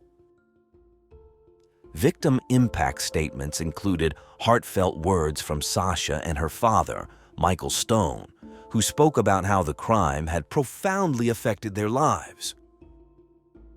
In April 2023, Sasha took the stage as an inspirational speaker at the National Crime Victims' Rights Week ceremony in Salinas, California. Speaking to a crowd that included many who had lost loved ones to violence, she painted a realistic picture of the impacts of trauma and violent crimes.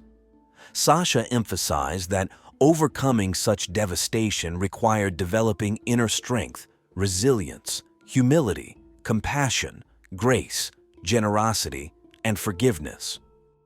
She concluded her speech by paying special tribute to her mother, who remained her motivation for her work. 2 months later, on June 12, 2023, Michael Scott, 67, was sentenced to life without the possibility of parole for the 1981 murder of 30-year-old Sonia Carmen Herok. Although the detectives never had the chance to meet Sonia, finding her killer more than 4 decades later meant a great deal to them. As the first detective in charge of the case, he had wrestled with the ghosts of not strictly adhering to the law, feeling a debt to Sasha, whose pain had always stayed with him in some way. Now, he was certain he had done everything possible to deliver the justice Sasha so fervently sought. Stephanie Scott was a well-known and highly respected high school teacher from New South Wales, Australia. On Easter Sunday in 2015, she had gone to school to prepare for her upcoming classes. Later that afternoon, as she was leaving, she was ambushed from behind and forced into a storage closet where a grisly, callous, and disturbing crime unfolded. But the most shocking part was yet to come. As police soon discovered, the crime hit much closer to home than anyone could have anticipated. Evidence revealed that Stephanie knew her attacker.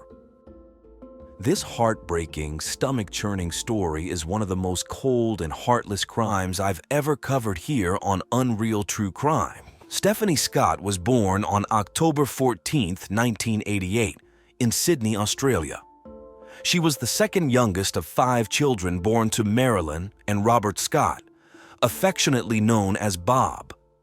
The family made their home in Canawindra, a small town with around 2,000 residents located in the central western region of New South Wales.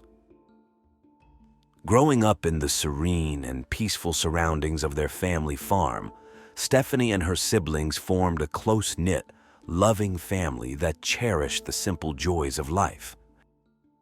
Stephanie was an extraordinary child raised in a healthy, joyful environment brimming with love.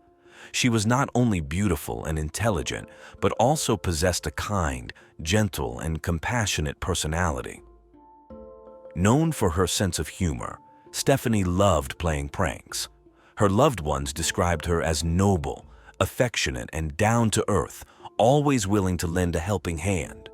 Putting others before herself was a fundamental aspect of her character.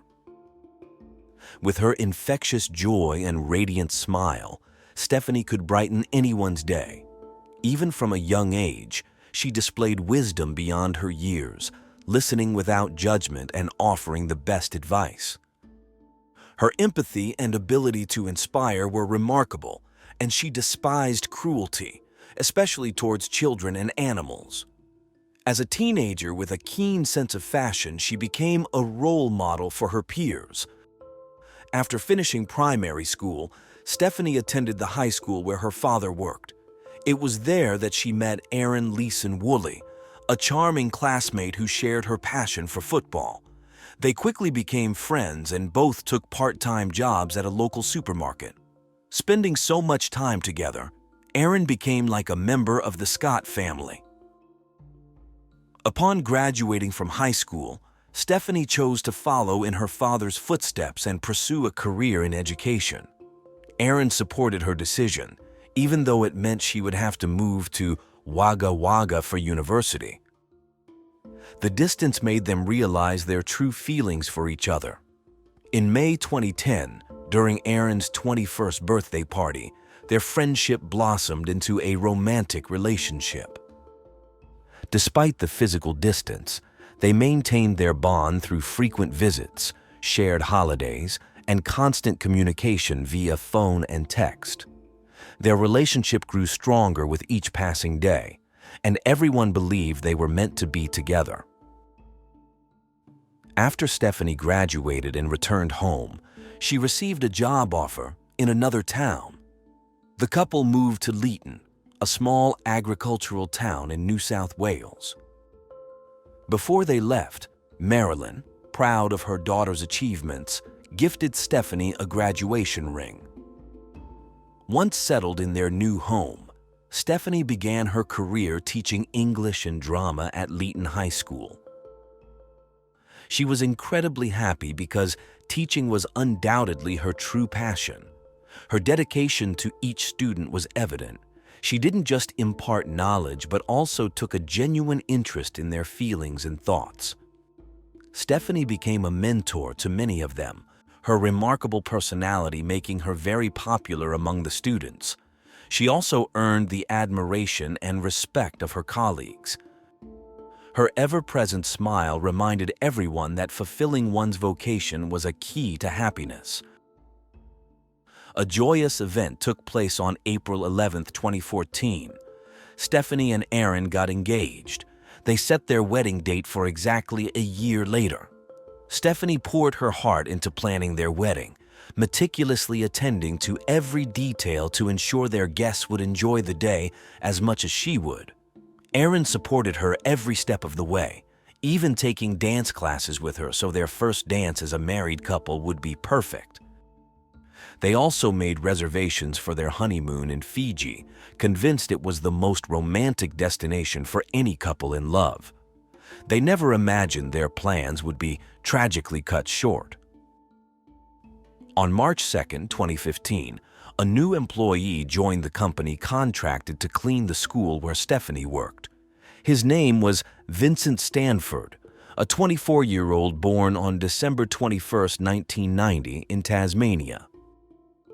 Vincent had an identical twin named Marcus.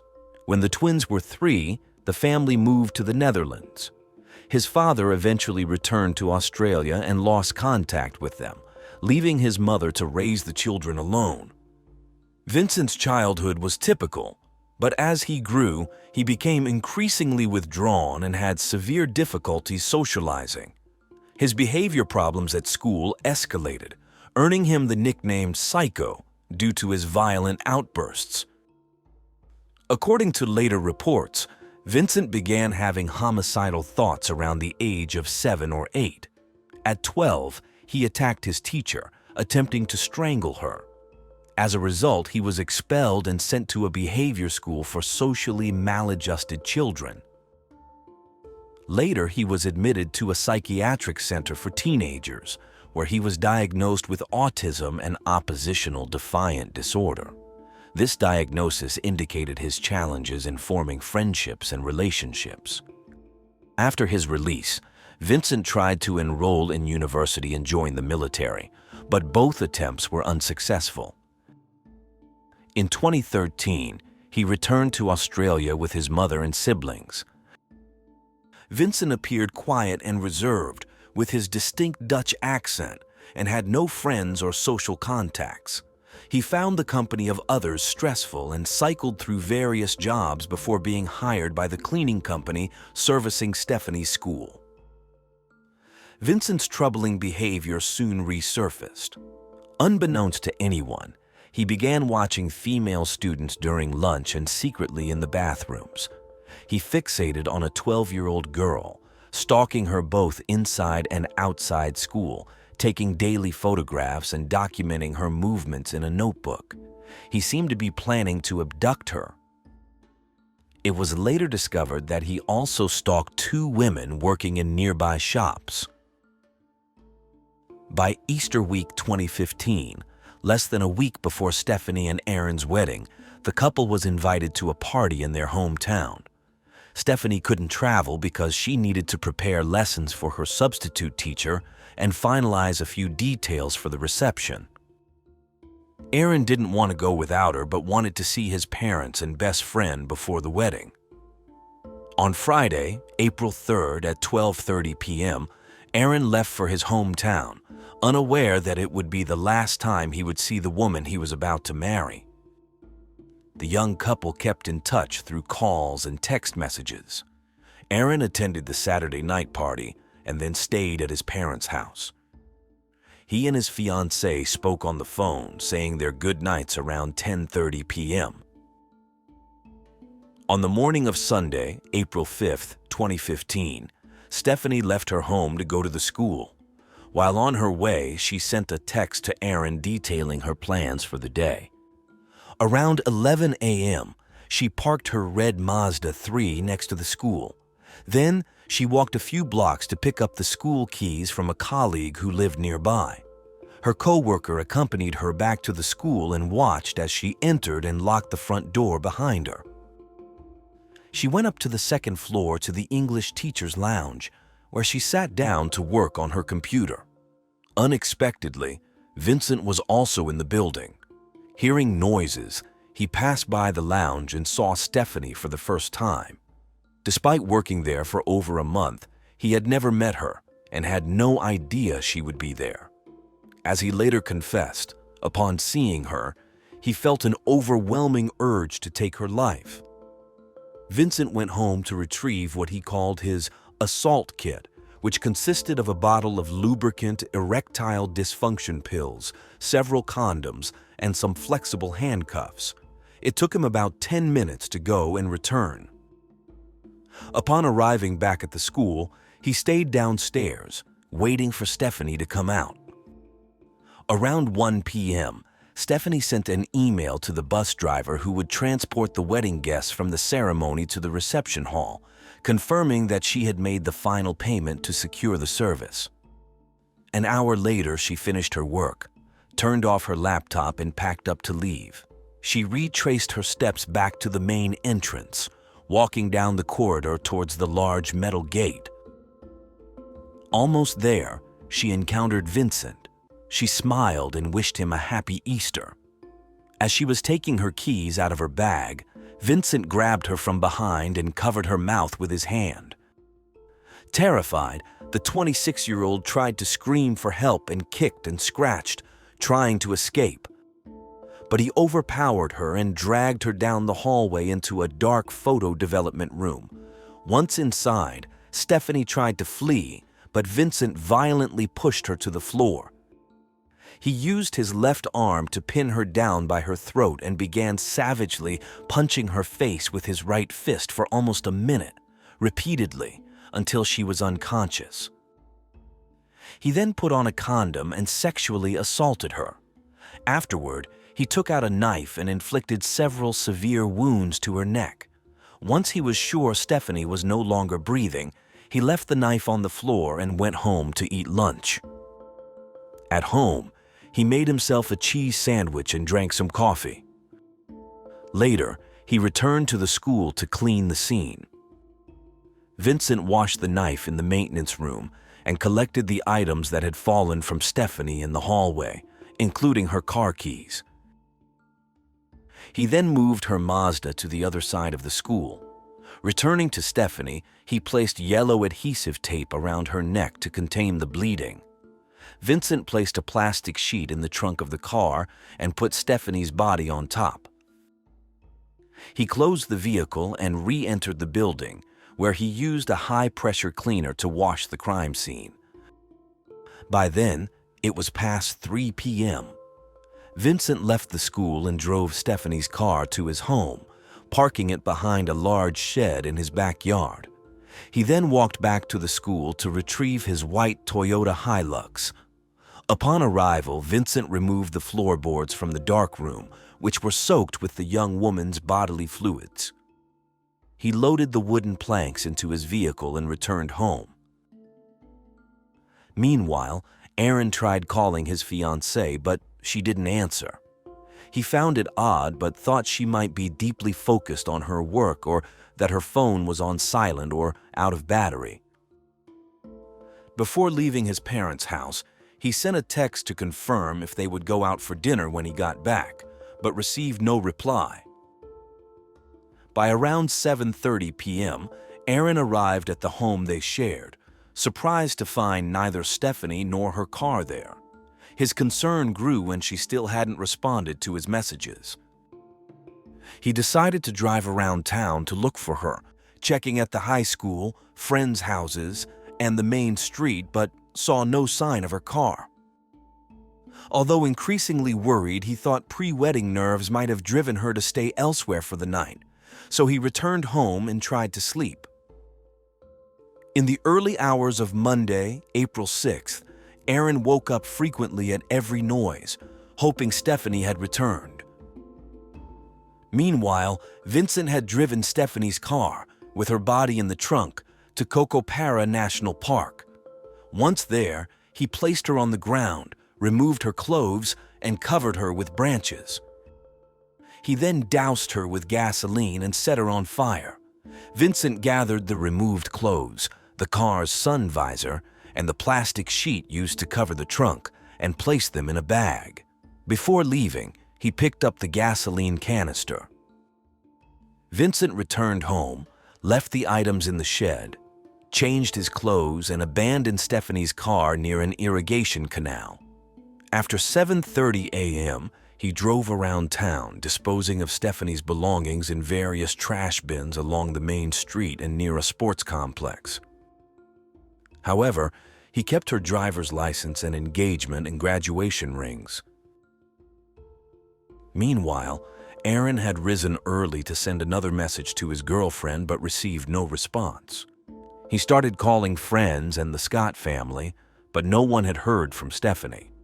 By then, Aaron was convinced something was wrong and went to the police station to report his fiancée missing.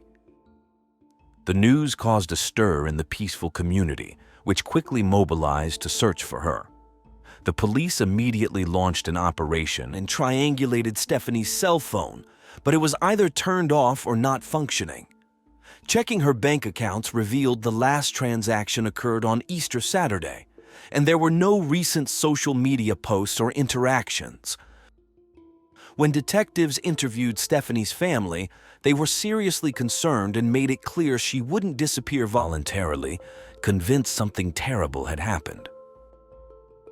At 8 a.m. on April 7, 2015, the police requested information via social media and the press. The case quickly garnered extensive coverage. A distraught Aaron appeared on television, pleading for his fiancée to call him.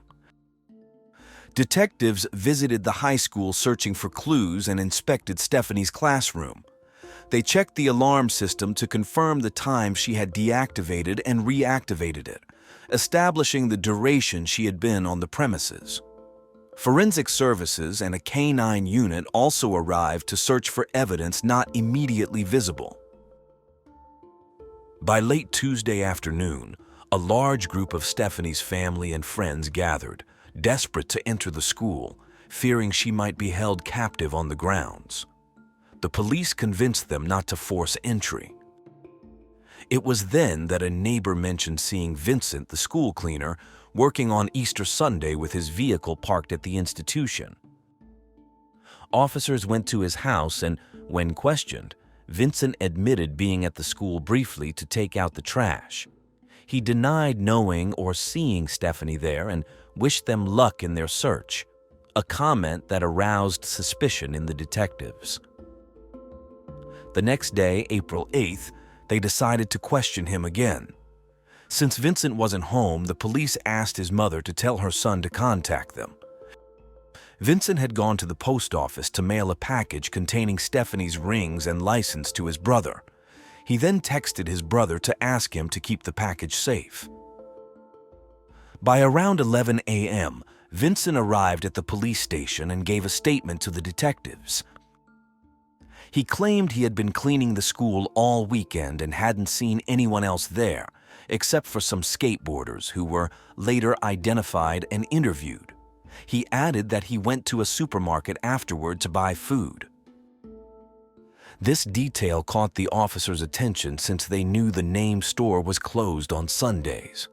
They contacted the store manager, who confirmed they were closed for Easter. An hour later, a special task force was activated to investigate the suspicious disappearance of the teacher. The team was composed of specialized agents and was implemented when cases became complex in Australia.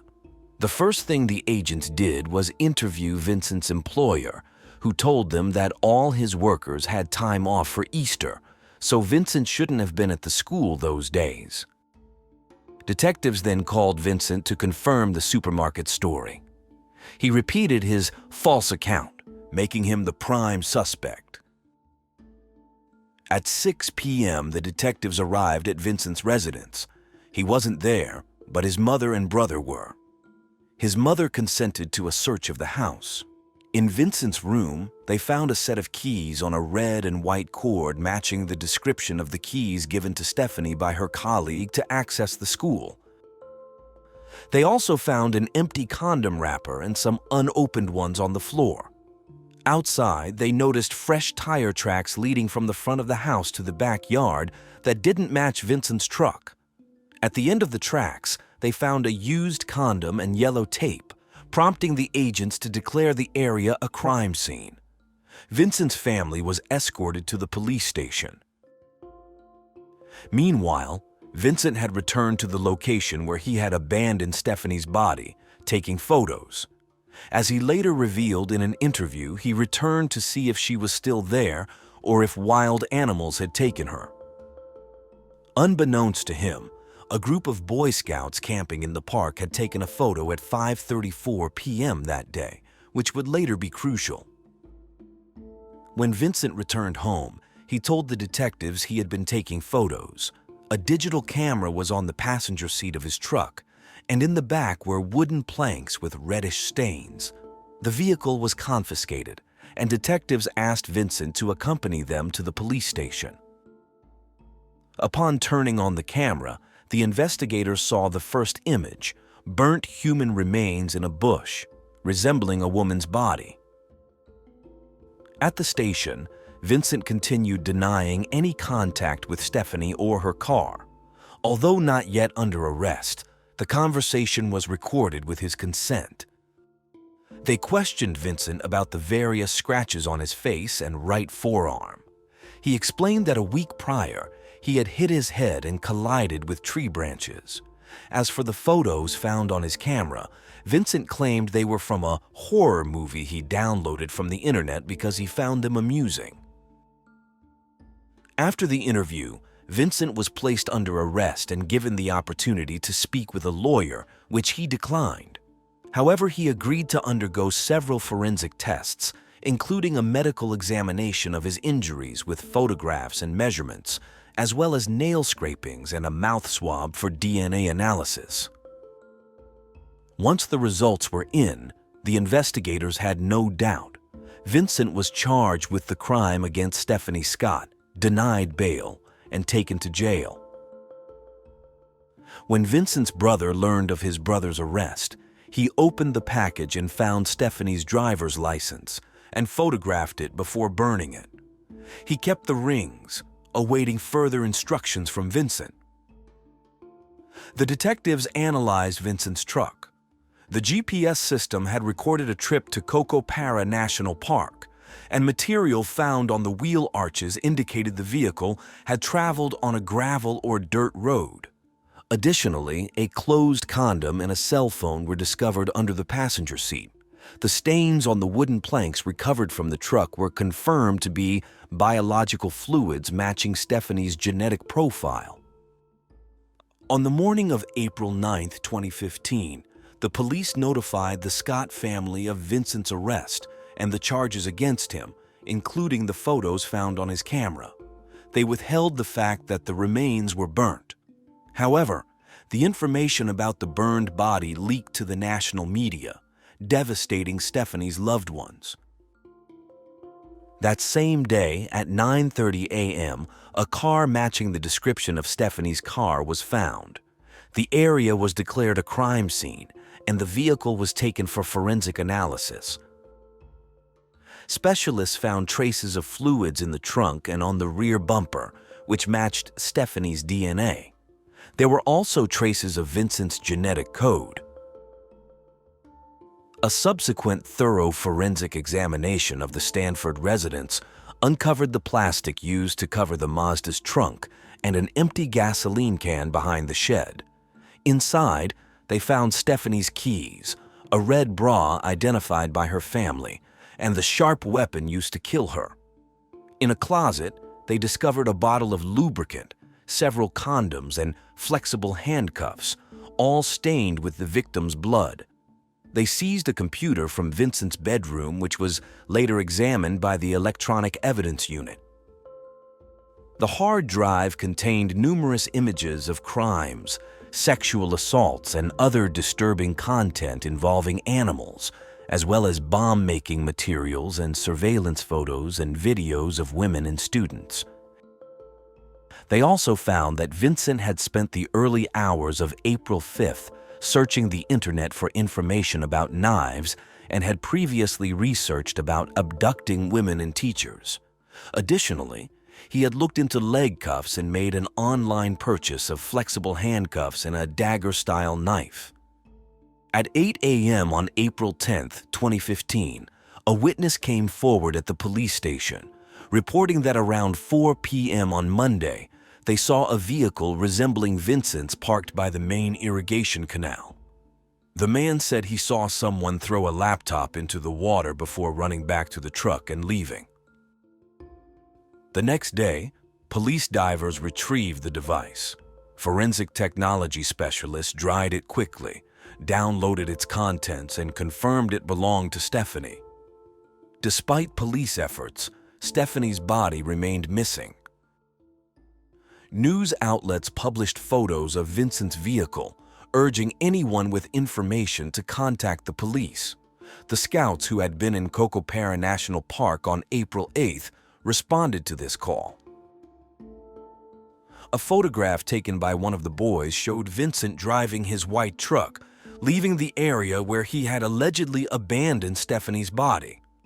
Thanks to this lead, near 5 p.m. on April 10th, the day before Stephanie's scheduled wedding, police found charred human remains in a narrow scrubland strip in the park, near a road.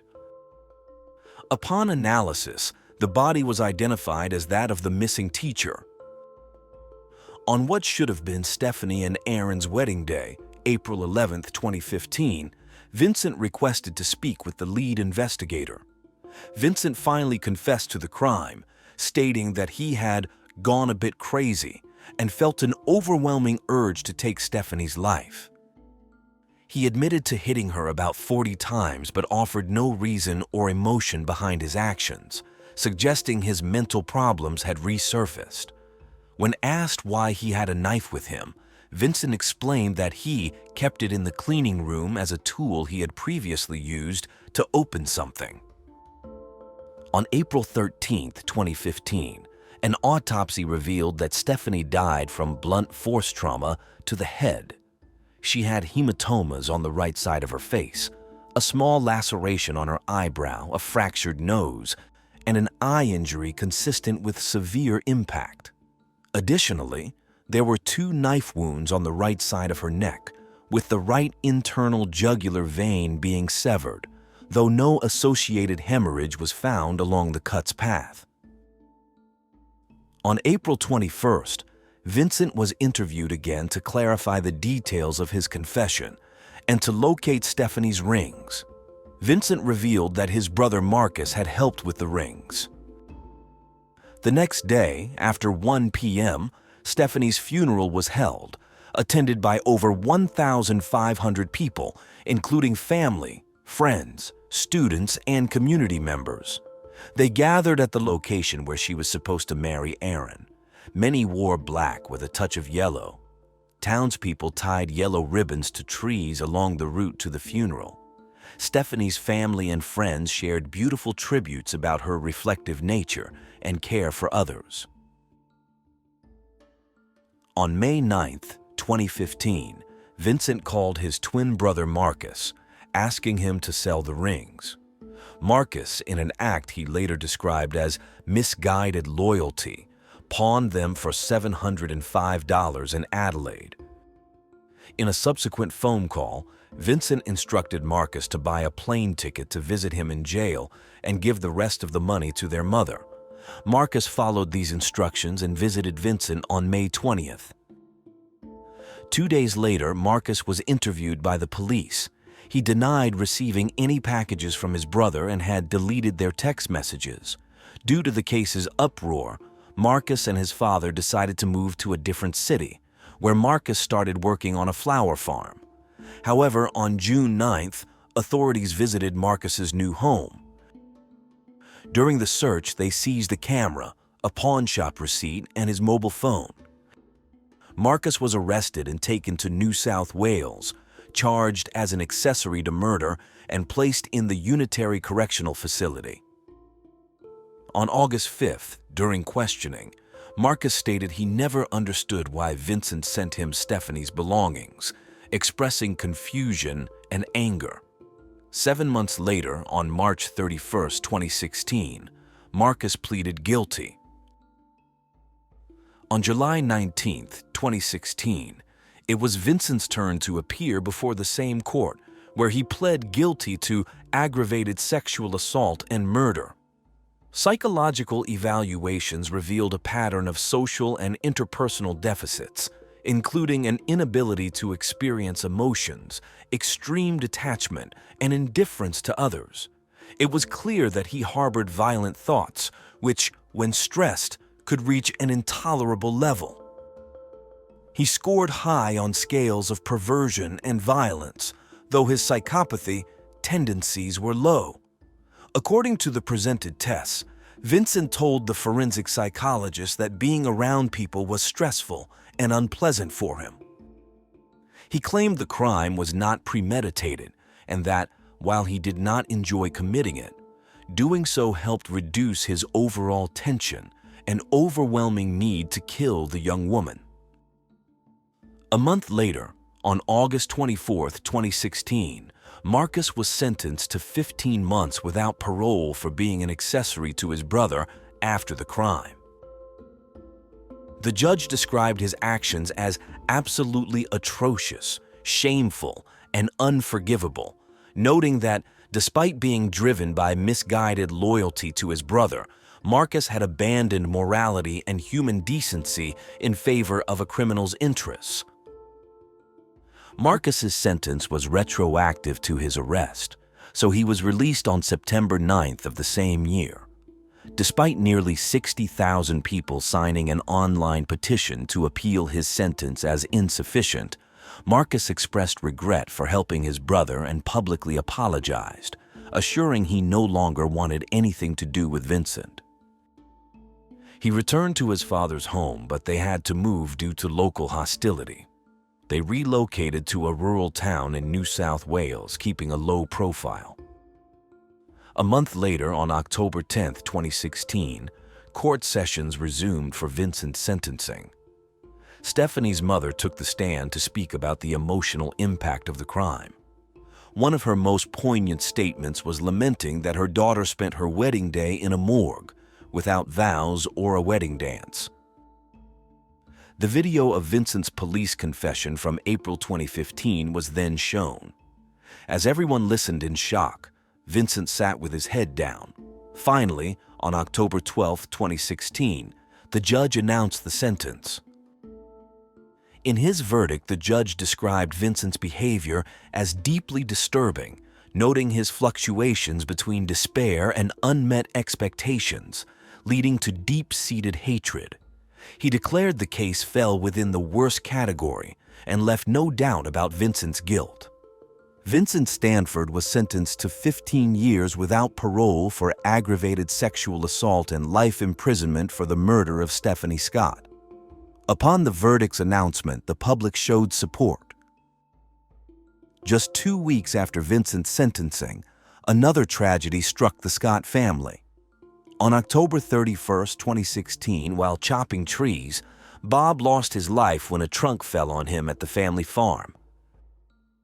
In 2018, the Scott family initiated legal action against the New South Wales Department of Education and the cleaning company that employed Vincent, citing ongoing nervous shock, a legal term for permanent psychiatric distress following a relative's death. In June 2020, both parties reached an out-of-court settlement with details kept confidential, and the Scotts received compensation. Aaron managed to rebuild his life. 5 years after the tragedy, on July 7, 2020, he announced his engagement on social media. He got married in December of that year and 2 years later welcomed a daughter named Sienna. Many consider Stephanie Scott's murder one of the most heinous crimes in recent Australian history. Such a cruel and inhuman act shook the entire country. On Saturday morning, August 19, 2017, Norberta Greywind watched her 22-year-old pregnant daughter, Savannah, struggle to climb the stairs to her third-floor neighbor's apartment. Savannah was 8 months pregnant, and the unusually hot August weather made it difficult for her to walk on her swollen legs. A few hours later, William Hone, the boyfriend of Brooke Cruz, the same neighbor who had invited Savannah over, climbed those same stairs. When he entered the apartment, he found Brooke scrubbing the bathroom, with Savannah's bloody and shredded body lying on the floor and a basin with a baby on top of the toilet lid. Seeing William, Brooke picked up the infant and handed it to him, saying, "This is our baby. This is our family. Please help me." In a shocking twist against any sense of morality, William assisted Brooke in cleaning up the blood, carrying bags of bloody towels and clothes out of the apartment, wrapping Savannah's body in bags secured with duct tape and ropes, and later disposing of the corpse. This heinous crime would soon send shockwaves across the entire nation. Savannah Greywind was born on August 9, 1995, in Belcourt, North Dakota. Her parents, Norberta and Joe Greywind, were Native Americans. She was a member of the Spirit Lake Sioux tribe. Shortly after Savannah's birth, the family moved to Fargo, but they returned to the reservation when she was 9 years old.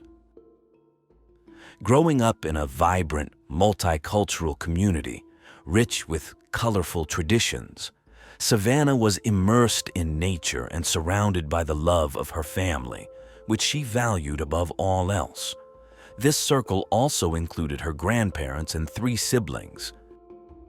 Savannah was a horse enthusiast with a caring soul and was known as a committed student with average performance at Warwick Public High School. It was during her studies there that she met Ashton Matheny, who, like her, was a member of the Spirit Lake Sioux tribe. Their romance quickly blossomed, and by 2010, they were certain they had found the love of their lives. Though they dreamed of starting a home together, it was still early. However, Ashton's daily interactions with Savannah gave him a glimpse of her maternal instincts, as she adored children, particularly her nephews, whom she helped raise with great joy. Later, Savannah attended the Lakes Region State College and earned a degree as a certified nursing assistant, which led to employment at a senior care home. When the home was acquired by a large American company, she was transferred to Fargo in January 2016. To keep Savannah company, her entire family moved to Fargo, renting a modest ground-floor apartment. At that time, Ashton lived and worked in Minneapolis, about 270 miles away, making efforts to visit her regularly. During these visits, they discussed saving money to eventually move in together. In the apartment above Savannah's lived the couple Brooke and William. Brooke, born on July 4, 1979, had a troubled past despite growing up in a normal family in Florida. She was always a problematic young woman, and her relationships over the last 2 decades showed she was obsessive, had poorly controlled aggression, and a knack for intimidating people. At 17, in 1995, Brooke gave birth to a daughter from her relationship with Aaron Edwards. After becoming a mother, she worked as a pet store animal technician and a sales representative. However, one day she left the state without explanation, abandoning her husband and daughter. She then led a life on the fringes of the law, ending up imprisoned in Missouri for passing bad checks, and later in Texas for violating parole while working as a waitress in a Chinese restaurant. When her daughter turned 14, Brooke had some virtual conversations with her through a social network, maintaining brief contact, always behind Aaron's back, who hadn't heard from his ex-wife since she left. Throughout those years, Brooke had numerous lovers, which she boasted about until she remarried in 2006, this time to Carl Cruz, a carpenter from Minnesota. The couple had 2 children, and Brooke worked as Carl's administrative assistant. After 3 years, Brooke left for a period, and upon her return, Carl discovered she kept meticulous records and diaries detailing rather peculiar matters. The most shocking entries included detailed accounts of her various lovers and, more disturbingly, comprehensive reports on births and pregnancy terminations. Brooke kept meticulous notes that included a list of items needed to dispose of an unborn child: scissors, knives, tweezers, gloves, and oxytocin to induce contractions or cause a miscarriage. In 2010 and 2011, Brooke visited Australia, and during one of these trips, she suffered a spontaneous miscarriage. Doctors informed her that she could no longer have children. At the end of that year and the beginning of the next, Brooke was arrested for attacking her husband Carl with a knife. After regaining her freedom, she traveled back to Australia using a false identity. In a sworn statement during a custody battle for their 2 children, Carl wrote that she often fled from her problems, citing her trips to Australia as an example. Living life on her terms, Brooke met Andrew Murray, a chef from Katoomba, through a dating app. She quickly moved to the Blue Mountains and married him. However, Andrew soon discovered the countless lies surrounding his new wife, who had concealed her true identity, the fact that she had children and that she had been previously married. Despite her deceit, Andrew fell in love and decided to salvage their relationship. He stood by Brooke's side but soon grew uneasy about her obsession with real-life crimes. Brooke's fixation on criminal psychology and famous criminals became her sole reading material and favorite conversation topic. Initially, Andrew saw it as a peculiar but harmless hobby, but his perspective shifted when she began threatening him. Andrew became alarmed as her behavior grew increasingly aggressive. He suggested she return to the United States to care for her children, but this only worsened the situation. Brooke threatened to report him to the authorities and attempted to terrorize him, making him believe the police were after him. Exhausted by her delusions, Andrew went to the nearest police station, offering to cooperate with the authorities, as he had nothing to hide. The officers informed him there were no charges against him and suggested something was wrong with his wife. Andrew recounted the torment he endured, including threatening texts and immigration documents with false names. 6 months and 10 days passed from Brooke's arrival in Australia until her return to the United States in October 2012. Back in the U.S., Andrew maintained contact with Brooke for 2 weeks, contemplating a move to reconcile their marriage. However, he soon realized it was futile. Concerned by her erratic behavior, he alerted the Fargo police about the potential danger she posed. However, the police seemed indifferent to his warnings. Eventually, Andrew severed ties with Brooke and moved on. Back in the U.S., Brooke engaged in a prolonged custody battle with Carl for their 2 children. Around the same time, in late 2012, she began a relationship with William, a few years younger than her. Details about William's background are sparse, but it is known that he had recently completed a sentence for child neglect and abuse after bringing his son to the hospital in January 2011 with fractures near his right ear. The whirlwind romance led Brooke and William to move into an apartment in the same Fargo building where Savannah's family lived. William, blinded by what he believed to be an unbreakable love, dreamed of building a home and family with Brooke. Although Brooke initially reciprocated William's feelings, she hid her significant difficulties in conceiving. Meanwhile, Brooke faced the frustration of the court granting exclusive custody of her 2 children to her ex-husband Carl, while she only had visitation rights. Brooke made a living through temporary jobs, either in stores or various nursing homes.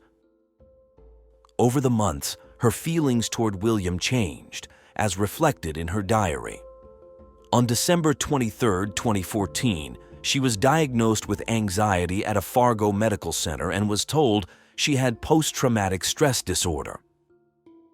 To make matters worse, the following year, Brooke received a medical report about a growth in her gallbladder, darkening her mood even further. By that time, she wrote in her personal notes about a shadow that seemed to be consuming her true personality. Throughout that year and the next 2, their relationship oscillated between routine calm and occasional conflicts. Given the tragic events that later unfolded, investigators believe Brooke was likely seeking a solution to fulfill her desire to be a mother again and to prevent William from leaving her. While Brooke's life seemed to be spiraling into chaos, Savannah and her boyfriend Ashton's relationship appeared increasingly promising. At the beginning of 2017, they received the wonderful news that they were expecting their first child. The family's jubilant reaction to the news only heightened the couple's excitement for their bright future. Ashton doubled his efforts to achieve their long-awaited independence and marriage. In the fall of 2017, the doctor informed them they would have a girl, filling them with joy. Around that time, their upstairs neighbor, with whom Savannah's family had only a courteous relationship, approached the pregnant young woman with an invitation to smoke an illegal substance. Savannah refused and immediately informed her family about the absurd proposal, especially given her advanced pregnancy. From that moment, Norberta and Joe, Savannah's parents, viewed Brooke and her boyfriend William with suspicion. Saturday, August 19, 2017, began like any other day. At 22 and in her 8th month of pregnancy, Savannah looked radiant but understandably tired. She eagerly awaited her baby's due date. Shortly after noon, Brooke called Savannah to her apartment for help with sewing, explaining she needed her to try on a dress. Despite her distrust, Savannah agreed to help. Once inside, Brooke became hostile, accusing Savannah of mistreating her cats. At 1:30 p.m., Ashton sent a message to Savannah, which went unanswered. Suddenly, the two women engaged in a physical fight and Savannah fell, hitting her head. The impact left her unconscious and Brooke took the opportunity to fetch a knife. Using the sharp object, Brooke performed a cesarean section without medical knowledge, driven by her desire to steal the baby.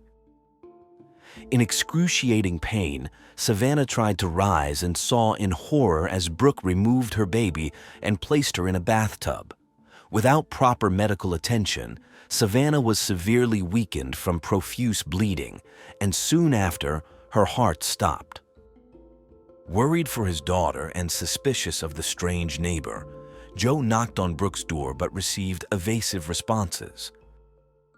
The details of William's involvement in the crime vary, with investigators debating two scenarios. In the first, William arrived after Savannah's tragic end. In the second, upon discovering the bloody scene, William tied a rope around Savannah's neck to ensure she had no signs of life. According to the reconstruction of events, what is certain is that Brooke showed the newborn to William, declaring they finally had a family. William then cleaned the crime scene, gathering all evidence including shoes and blood-stained towels, and disposed of them far away. The couple discarded Savannah's body in the Red River on the outskirts of Fargo, near the Minnesota border. Meanwhile, Savannah's family, desperate after countless unanswered calls to her phone, reported her disappearance that same Saturday afternoon. Officers arrived at their home at 5 p.m. and, after a brief conversation with Norberta and Joe, learned where Savannah was last seen. They immediately went upstairs and knocked on Brooke and William's door. The initial visit by the police to the apartment revealed nothing suspicious, so they left. However, a few hours later, still with no news of Savannah's whereabouts, the officers returned to Brooke and William's apartment for further questioning. Meanwhile, investigators interviewed Ashton, whose alibi was corroborated the next day. Consequently, on Sunday, August 20th, 2017, the police visited the couple's residence for the third time. Despite Brooke and William sticking to their story and no incriminating evidence being found, the officers left empty-handed once again. Ashton took matters into his own hands, dedicating every moment to informing locals about the case and asking for their help in finding Savannah. During those anguished hours, the soon-to-be father couldn't stop replaying his last conversation with his girlfriend in his mind, hoping to find a logical explanation for her mysterious disappearance. Determined to follow the only viable lead, the timeline of events, the police took William to the station for an interview. He did everything he could to handle the situation. Meanwhile, back home, both he and Brooke had to care for the newborn, which involved buying necessities for feeding and clothing her. They also began informing their acquaintances that they had become parents, news that quickly reached the investigating officers. Suspecting that Savannah might be held captive somewhere, the police started tailing the couple. Finally, on Tuesday, August 22, 2017, the police raided Brooke and William's apartment. After moving the sofa that had been placed against the door to block entry, they found a chaotic scene. On the bed, they discovered a newborn baby, just a few days old, who was immediately taken to the emergency room. Though Brooke refused to answer the police's questions, both she and William were taken to the station. There, William revealed that when he arrived home that Saturday, Brooke was holding the baby and frantically trying to clean up the scene. His disclosures began to unravel the gruesome story. On Thursday, August 24, 2017, Brooke and William were formally arrested and charged with conspiracy to commit murder, conspiracy to commit kidnapping, and providing false information to the police. Fortunately, the baby was in good health. Genetic tests would later provide crucial evidence against those who took Savannah's life. 3 days later, Savannah's lifeless body was found on the banks of the Red River, wrapped in plastic and adhesive tape. The subsequent autopsy revealed she had been a victim of homicidal violence, though it was unclear whether she died from blood loss or airway obstruction. Genetic tests confirmed that the baby was indeed Savannah's. The child was placed under the care of the county social services and later given the name her biological parents had chosen. Ashton shared an adorable photo of himself holding the baby on social media, a moment of overwhelming joy amidst the tragedy. A candlelight vigil in memory of Savannah was held on the evening of Wednesday, September 6, 2017. The following morning, Thursday, September 7, 2017, a funeral service took place at First Assembly Church. The funeral ceremony was open to the public, drawing nearly 1,000 mourners who joined Savannah's family and friends to pay their final respects amidst tears. Native American songs filled the air as Savannah, remembered as a kind and loving girl, was honored. The town's mayor offered words in memory of the late mother. Many attendees wore red shirts symbolizing not only Savannah's loss, but also the countless other indigenous women who had met similar fates. After the service, a horse-drawn carriage carried Savannah's casket to the cemetery, followed by 10 horses, one of which was riderless. Only Savannah's family attended the burial, placing various items on her coffin according to their tribal beliefs to accompany her on her journey to the afterlife. In later interviews, Ashton shared that he suffered from recurring nightmares following the tragic events. However, the support from friends and the community was overwhelming. One significant gesture was the creation of a fundraising account in his and his baby's names to help cover essential expenses. Granted legal custody of the baby, Ashton focused on her well-being. With the help of Savannah's parents, he spent his days bathing, feeding, and changing the baby, ensuring she had everything she needed. As he later shared with the media, Ashton realized he had become both father and mother. Brooke's trial began in early December 2017 at the Fargo courthouse.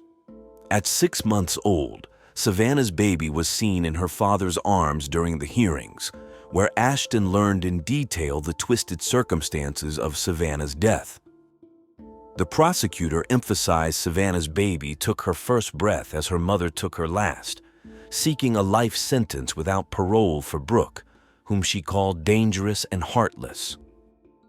Brooke's attorney requested life with the possibility of parole, arguing that in his 38-year career, he believed everyone could change, pointing to Brooke's acceptance of responsibility. In February 2018, at the sentencing hearing, moments before the judge announced the verdict, Brooke apologized to Savannah's family for the pain she had caused. She acknowledged there was no excuse or way to undo her actions. Ultimately, Brooke was sentenced to life without the possibility of parole for the crime against Savannah. William having accepted a plea deal and cooperated fully with the investigation, avoided charges of conspiracy to commit murder and to take the baby. Instead, he faced lesser charges of conspiracy to kidnap the baby and providing false information to investigators. However, the judge designated William as a particularly dangerous offender due to his prior conviction for child neglect and abuse, increasing his sentencing possibilities from 20 years to life imprisonment. During his sentencing hearing, William expressed deep remorse. However, during the victim impact statement, Savannah's mother expressed that William's supposed remorse was insufficient. She urged the judge to apply the full weight of the law, condemning Williams and his girlfriend's actions as atrocious and twisted. The judge heeded her plea, sentencing 33-year-old William to life imprisonment as a particularly dangerous offender. Despite this, he was given the possibility of parole. William later appealed his status as a particularly dangerous offender, and in August 2019, the North Dakota Supreme Court ruled that the designation was inappropriate. Consequently, a new sentencing was ordered. The second hearing took place on October 7, 2019. Although the judge disagreed with the decision, he aimed to be as severe as possible, sentencing William to 20 years in prison. Beyond the court and complex judicial processes, Savannah's loved ones strove to regain a sense of normalcy, especially because they believed that Savannah's baby deserved a full life, not one overshadowed by grief. For Ashton, every moment with his daughter was particularly precious after surviving such a nightmare. After enduring such a stressful and painful time, Ashton told the press he felt relieved that life for both of them had become much more tranquil and stable. The young father devoted himself to studying business administration at a local community college. Given their financial constraints, Ashton was looking for a better-paying job alongside his obligations. He was very grateful for the support from the fundraising account, using the money to buy a vehicle and renovate their modest home. A young son, a devoted brother, a first-generation Irish-American. He excelled in academics, thrived as an athlete, and was tirelessly studying to conquer the grueling CPA exam.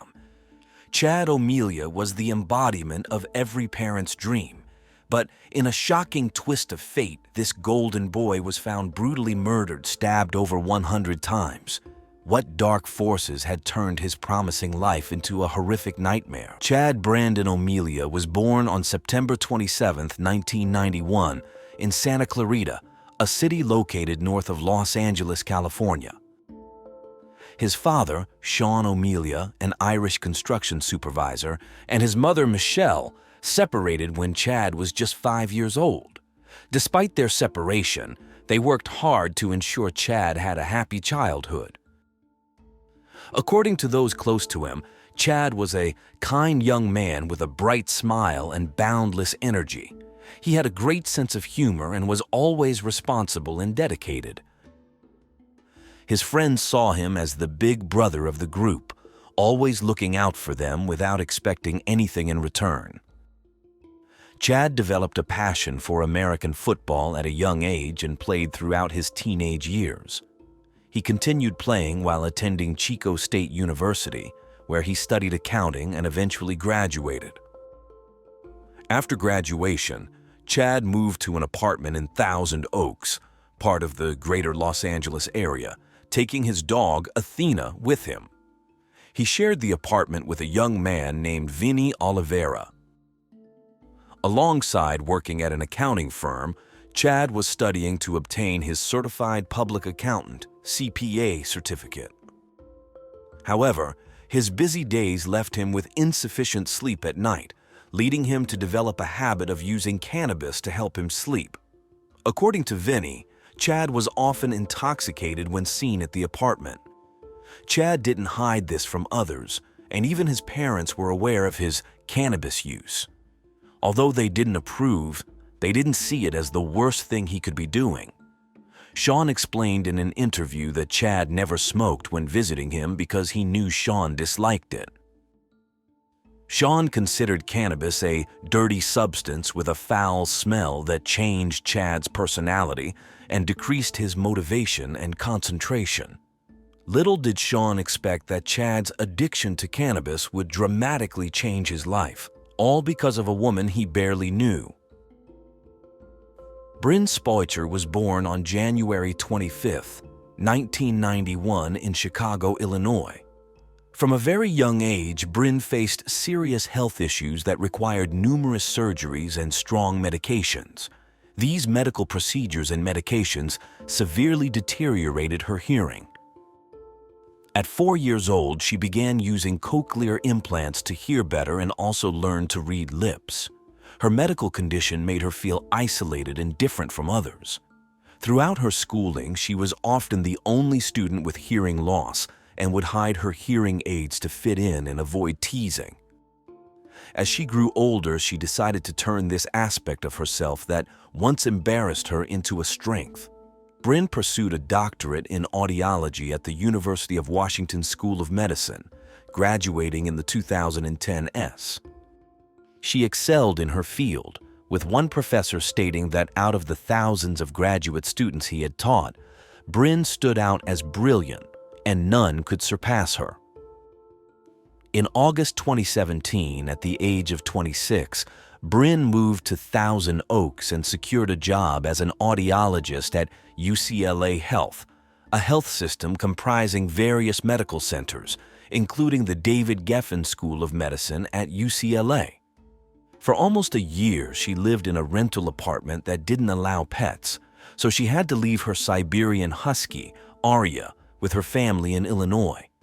It wasn't until April 2018 that she found a place where she could bring her beloved canine companion. Having Arya by her side again significantly improved Bryn's daily life, as she had trained the dog as a service animal 2 years earlier when Arya was just a puppy. Bryn often took Arya for walks at Conejo Creek, a popular park in Thousand Oaks. It was there, at her favorite spot, that she met Chad in late April 2018. According to her account, Chad was the one who initially approached her. On several occasions when their paths crossed, the 26-year-old Chad asked for her phone number, but she declined each time. Eventually, Chad handed her his business card so she could text him if she ever wanted to meet up. That's exactly what Bryn did, and soon they began an informal relationship. They would go out to eat or hang out with friends, and once, they shared a bottle of Irish whiskey while watching their dogs play in the park. Bryn was drawn to Chad's sarcastic humor, which contrasted with his kind and sweet personality. She expressed that although she wasn't sure they'd get along at first, she soon realized they fit together like puzzle pieces. On Sunday, May 27, 2018, the day before Memorial Day, Bryn went out drinking with some friends. Chad contacted her later, inviting her to visit. Around 10:30 p.m., the 27-year-old Bryn arrived at Chad's place with Arya. They spent time together, drinking a bit and chatting with Chad's roommate, Vinny. Shortly after midnight, Chad took out his water pipe and loaded it with cannabis. He went out to the balcony to smoke alone, but Bryn soon joined him and asked for a hit. After inhaling, all she felt was a burning sensation in her throat, which made her cough. She told Chad that she had never had good experiences with cannabis, as she never felt its effects as others described. Surprised, Chad loaded the pipe again with even more cannabis, encouraging her to try again to feel the effects. Bryn complied and smoked again. What happened next was so horrific it seemed like fiction. In the early hours of May 28th, the Thousand Oaks police responded to an emergency call made by Vinny. Something terrible was happening at the residence and they needed immediate help. When officers arrived, their body cameras captured the violent scene unfolding inside the apartment, Bryn had savagely attacked Chad with several sharp objects taken from the kitchen and then turned one on herself. The footage is so graphic it has not been released to the public. In an attempt to stop her, officers fired a taser 4 times, but Bryn seemed unaffected by the electric shocks. They then used their batons, striking her 9 times until she finally dropped the weapon. Bryn suffered 5 fractures in one arm and deep cuts on her neck, face, and right hand. She had also attacked her dog, Arya, who fortunately survived. Tragically, Chad was not as lucky. By the time police arrived, he was already lifeless on the floor, with a total of 108 wounds across his body, as later revealed by the forensic report. Bryn was rushed to the hospital and immediately taken into surgery to save her life. The procedure was successful, and she was admitted to the same health center for recovery. Investigators wasted no time and questioned Bryn as soon as she regained consciousness, still intubated and unable to speak. She responded in writing, briefly recounting that she had told Chad she didn't want to smoke anymore, but he had forced her to do so. This response led detectives to believe that Bryn did not remember her actions, a revelation they decided to share with her a few days later. Once Bryn had sufficiently recovered from her injuries, she was arrested and charged with homicide. The aftermath of the incident impacted not only Bryn, but also her victim and their families. It was Chad's father, Sean, who had to break the tragic news to his ex-wife, Michelle. In an interview, the grieving father chose not to disclose how he delivered the news, as the memory was too painful to revisit. However, he did share that he requested the police allow him to personally inform Michelle, wanting to be there to console and support her. He recalled seeing the moment her soul shattered as he spoke the words. From that moment, Michelle fell into deep depression. Sean reflected that losing a child brings overwhelming guilt and makes one doubt if happiness is ever possible again.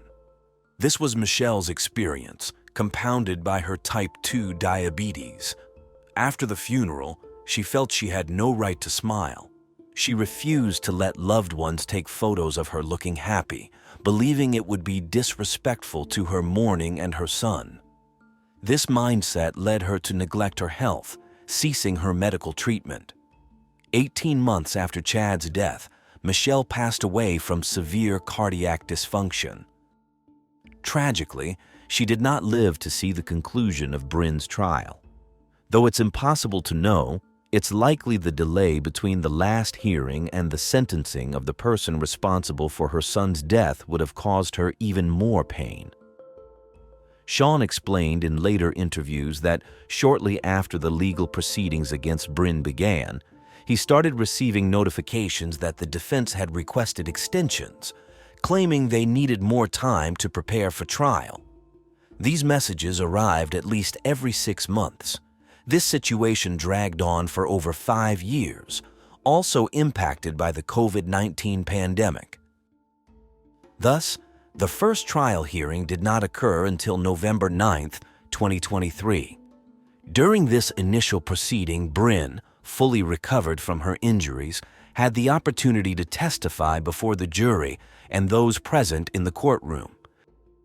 The then 32-year-old woman, equipped with a real-time transcription monitor on both the witness stand and the defendant's bench, shared her story. Bryn recounted her life before describing the events of May 27, 2018. She stated that after encouraging her to smoke a second time, Chad got up to fetch the water pipe. Once loaded, he brought it to her face, insisting she inhale immediately to feel the effects. Bryn explained she felt she couldn't refuse him, admitting he hadn't used physical force, but his persistence frightened her. She revealed that Chad did not always exhibit the sweet demeanor others attributed to him, and that she had seen him in bad moods, which pressured her into compliance. According to Bryn, minutes later she began to feel as if they were trapped in a time loop. The conversation with Chad seemed to repeat endlessly, giving her a constant sense of déjà vu. She lost the ability to form coherent sentences, which caused her anxiety. Seeking relief, she went back inside, lay down on the couch, and closed her eyes to calm herself. She then reported hearing voices in her head and seeing things with her eyes closed that were clearly not there, all while feeling trapped in a never-ending cycle. At some point, Bryn felt she had died, believing she was trapped inside her own corpse. She described seeing and hearing her loved ones mourning her, even feeling hands touching her body. This wasn't the most bizarre experience of that night. She claimed to have had an out-of-body experience, seeing her own body lying on the couch from above. She added that Chad was beside her, crying uncontrollably, and paramedics were attempting to revive her. Before continuing, Bryn clarified that what happened next felt as if she were in a movie, viewing events from the perspective of one of the characters, as if it were happening to someone else, not her. She recounted pushing the chairs aside in the apartment to make her way to the kitchen, where she grabbed 2 knives and threw them forcefully at Chad. She then took 2 more knives and approached one of the dogs, attacking it. Bryn thought she heard Chad ask why she had hurt Athena, but later learned it was Arya. She then walked to where Chad was standing, and just as she raised the knife against him, she lost consciousness completely. Despite this, she continued hearing voices in her head, urging her not to stop. She also heard Vinny, who ran out of the apartment to call the authorities. The hallucinations persisted for what felt like hours, becoming so intense that she ended up cutting her own neck with the knife. After that, everything went black again. Eventually, Bryn regained consciousness, though not fully and not for long. It was not a slow, gradual process, but quite the opposite. She felt the electric shocks from the police taser used to make her drop the knife, and in her delirium, she thought they were using a defibrillator to resuscitate her. She recalled waking up in the hospital when authorities began asking her about what had happened. However, her memories were blurry, and she couldn't distinguish what was real from what she had hallucinated. It wasn't until 2 days later that investigators informed her she had killed Chad. The defense attorney referenced tests conducted on the water pipe after the incident and called another person to explain the results. The expert stated that drug detection tests are not 100% reliable, as some substances might not be immediately identifiable.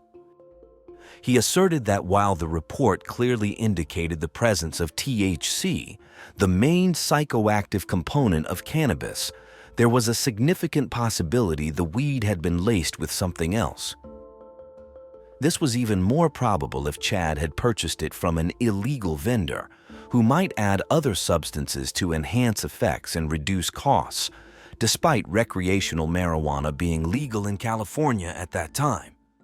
Bryn's legal team also highlighted that until then, it had been overlooked that Vinny, Chad's roommate, had smoked the same substance earlier and also experienced hallucinations. Based on this, Bryn's defense portrayed her as an innocent woman with little experience in substance use, who couldn't have known what she was smoking when coerced into it. This was corroborated by testimonies from her acquaintances. Old friends from high school testified that she was never interested in drugs, which was why she had cut ties with some people. A 33-year-old woman named Amy Carrowick, who met Bryn in 2007, mentioned they bonded over shared interests in high school. She noted that while Bryn played basketball, she played softball, and they both enjoyed activities typically unpopular among girls like camping and hiking. Bryn first smoked marijuana in 2014 when she started dating a man named Kevin, with whom she had a 3-year relationship. The couple took a joint to a mountain campsite in Washington and decided after smoking that it wasn't for them. Kevin, a personal trainer and ex-Marine, believed Chad could have coerced her into smoking that night. He explained that they broke up in 2017 when Bryn moved to California, but described her as carefree, charismatic, and pleasant. It was logical for the defense attorneys to base their strategy on these arguments, as California's penal code stipulates that individuals under the influence of drugs or alcohol are fully responsible for their actions unless they were forced or deceived into intoxication. Despite their efforts, the jury ultimately rejected this argument. The statement Bryn had given to the police while still hospitalized became the primary issue facing the prosecutor and the defense. The accused had initially provided a written statement confessing that she had voluntarily taken the second hit from Chad's pipe. She claimed this document had been concealed from the prosecution for a time. Moreover, in one of the hearings, the prosecutor unveiled new evidence that could potentially turn the trial around. She portrayed Bryn in a starkly different light than the defense did, supporting her argument with a series of text messages exchanged in 2018 between Bryn and several friends. In these communications, Bryn referenced getting so drunk that she had to miss work the next day and mentioned consuming cannabis-infused foods. This served as a basis for the prosecutor to question not only Bryn's original statement, but also all her testimonies. The prosecutor emphasized that Bryn had not mentioned to investigators or doctors that she had been pressured or intimidated during most of her interviews. Bryn responded to both allegations. She explained that she tended to exaggerate her experiences when talking to friends, but had never been so drunk as to black out or miss work due to a hangover. She added that she had only been late to work once after a night out drinking. Regarding the interrogations, Bryn stated she hadn't shared all the information with the police in each interview because she assumed the detectives already knew everything after repeating the same answers multiple times. To counter the prosecution's claims, the defense hired mental health experts who determined that Bryn had not suffered from any mental illness, problems, or violent tendencies before the attack, suggesting that a marijuana-induced psychotic episode was the only explanation for her actions. This argument undermined the prosecutor's case, leading the jury to reduce the charge. On December 1st, 2023, after 4 hours of deliberation, Bryn was found guilty of involuntary manslaughter instead of the initial charge of murder. The verdict was a shock to the victim's family and friends. On January 22, 2024, the day before the sentencing hearing, they gathered in front of the county government building, demanding a sentence fitting the severity of Bryn's crimes. On January 23, 2024, the courtroom was filled with spectators, journalists, and family members. The room was so crowded that staff had to place people in the jury box and even had some standing in the aisle. Amid sobs, Bryn took the stand one last time to apologize to Chad's family, especially his father, who had endured the ordeal without the support of Chad's mother. However, the most emotional moment of the hearing came when Chad's paternal grandmother read a statement she had written. The elderly woman addressed Bryn, expressing forgiveness for what she had done, adding that if she couldn't forgive her, God wouldn't forgive her either. After nearly 6 years of waiting, the judge sentenced Bryn to 2 years of probation instead of the 5 years in prison she faced after being found guilty in December 2023. As part of her punishment, she was required to complete 100 hours of community service to raise awareness about cannabis-induced psychosis. She was warned that violating the terms of her probation could result in imprisonment. Following the verdict, Sean criticized the judge for what he perceived as a biased decision influenced by the defendant's gender and race. He also expressed concern about the message this decision sent regarding marijuana use, feeling it gave consumers a green light to justify illegal actions. Lastly, he suggested that Bryn should be hospitalized for psychiatric evaluation to study her brain's unique chemistry, believing that the drug alone wasn't the sole cause of the alleged psychotic episode and hoping an investigation might clarify it. The prosecutor voiced her concerns about the precedent set by the judge's decision, describing the sentence as a mockery of the criminal justice system. She considered this case, marked as involuntary manslaughter, one of the most atrocious and violent cases in her 29-year career seeking justice. The tragic end of Chad and the lenient sentence given to Bryn sparked a debate on recreational cannabis use.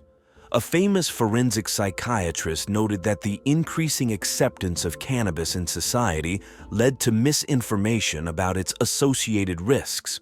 He pointed to various studies showing a clear link between cannabis use and psychosis, though he admitted it doesn't occur in 100% of cases. As the legal system faced criticism for its handling of the case, society reflected on the risks associated with cannabis use, questioning whether marijuana is truly a catalyst for violence or merely a trigger among a broader set of circumstances or pre-existing medical conditions.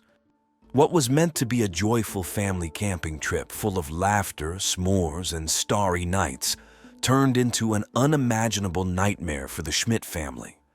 In the early hours of July 22, 2022, an unknown assailant brutally murdered 3 family members while they slept in their tent. The tragedy sent shockwaves through the community, leaving everyone to question who could commit such a heinous crime. In this video, we'll explore the details of this harrowing case and attempt to understand the tragedy that claimed the lives of 3 innocent individuals. This is the chilling story of the Schmidt family.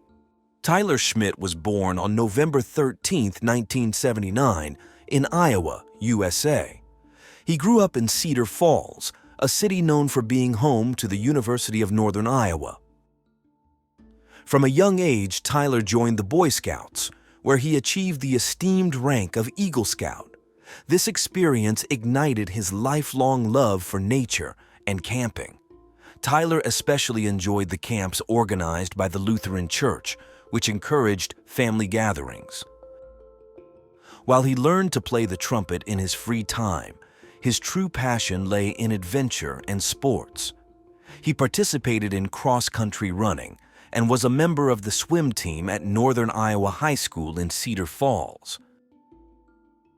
Additionally, he enjoyed canoeing, hiking, and snowshoeing. His interest in computing led him to Missouri, where he studied computer science at Truman State University. There, he not only earned his degree but also met Sarah, who would later become his wife. Sarah was born on March 27, 1980, in Kansas City. She spent part of her childhood near St. Louis with her siblings Karen, Jane, and Adam. Sarah shared Tyler's love for outdoor activities, especially bird watching and studying insects. Like Tyler, she was a Girl Scout and received the highest recognition, the Gold Award. She inherited her adventurous spirit from her mother, with whom she went backpacking in Central America.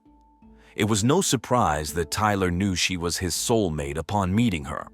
As a student, Sarah excelled not only academically, but also in leading student projects aimed at improving school life.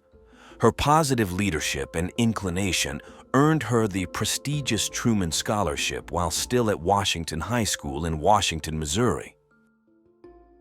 This scholarship led her to Truman State University, where she met Tyler.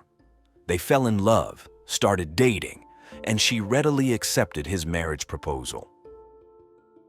Both Tyler's and Sarah's family supported their decision to marry, as it was evident that they were perfect for each other and destined to build a beautiful family together.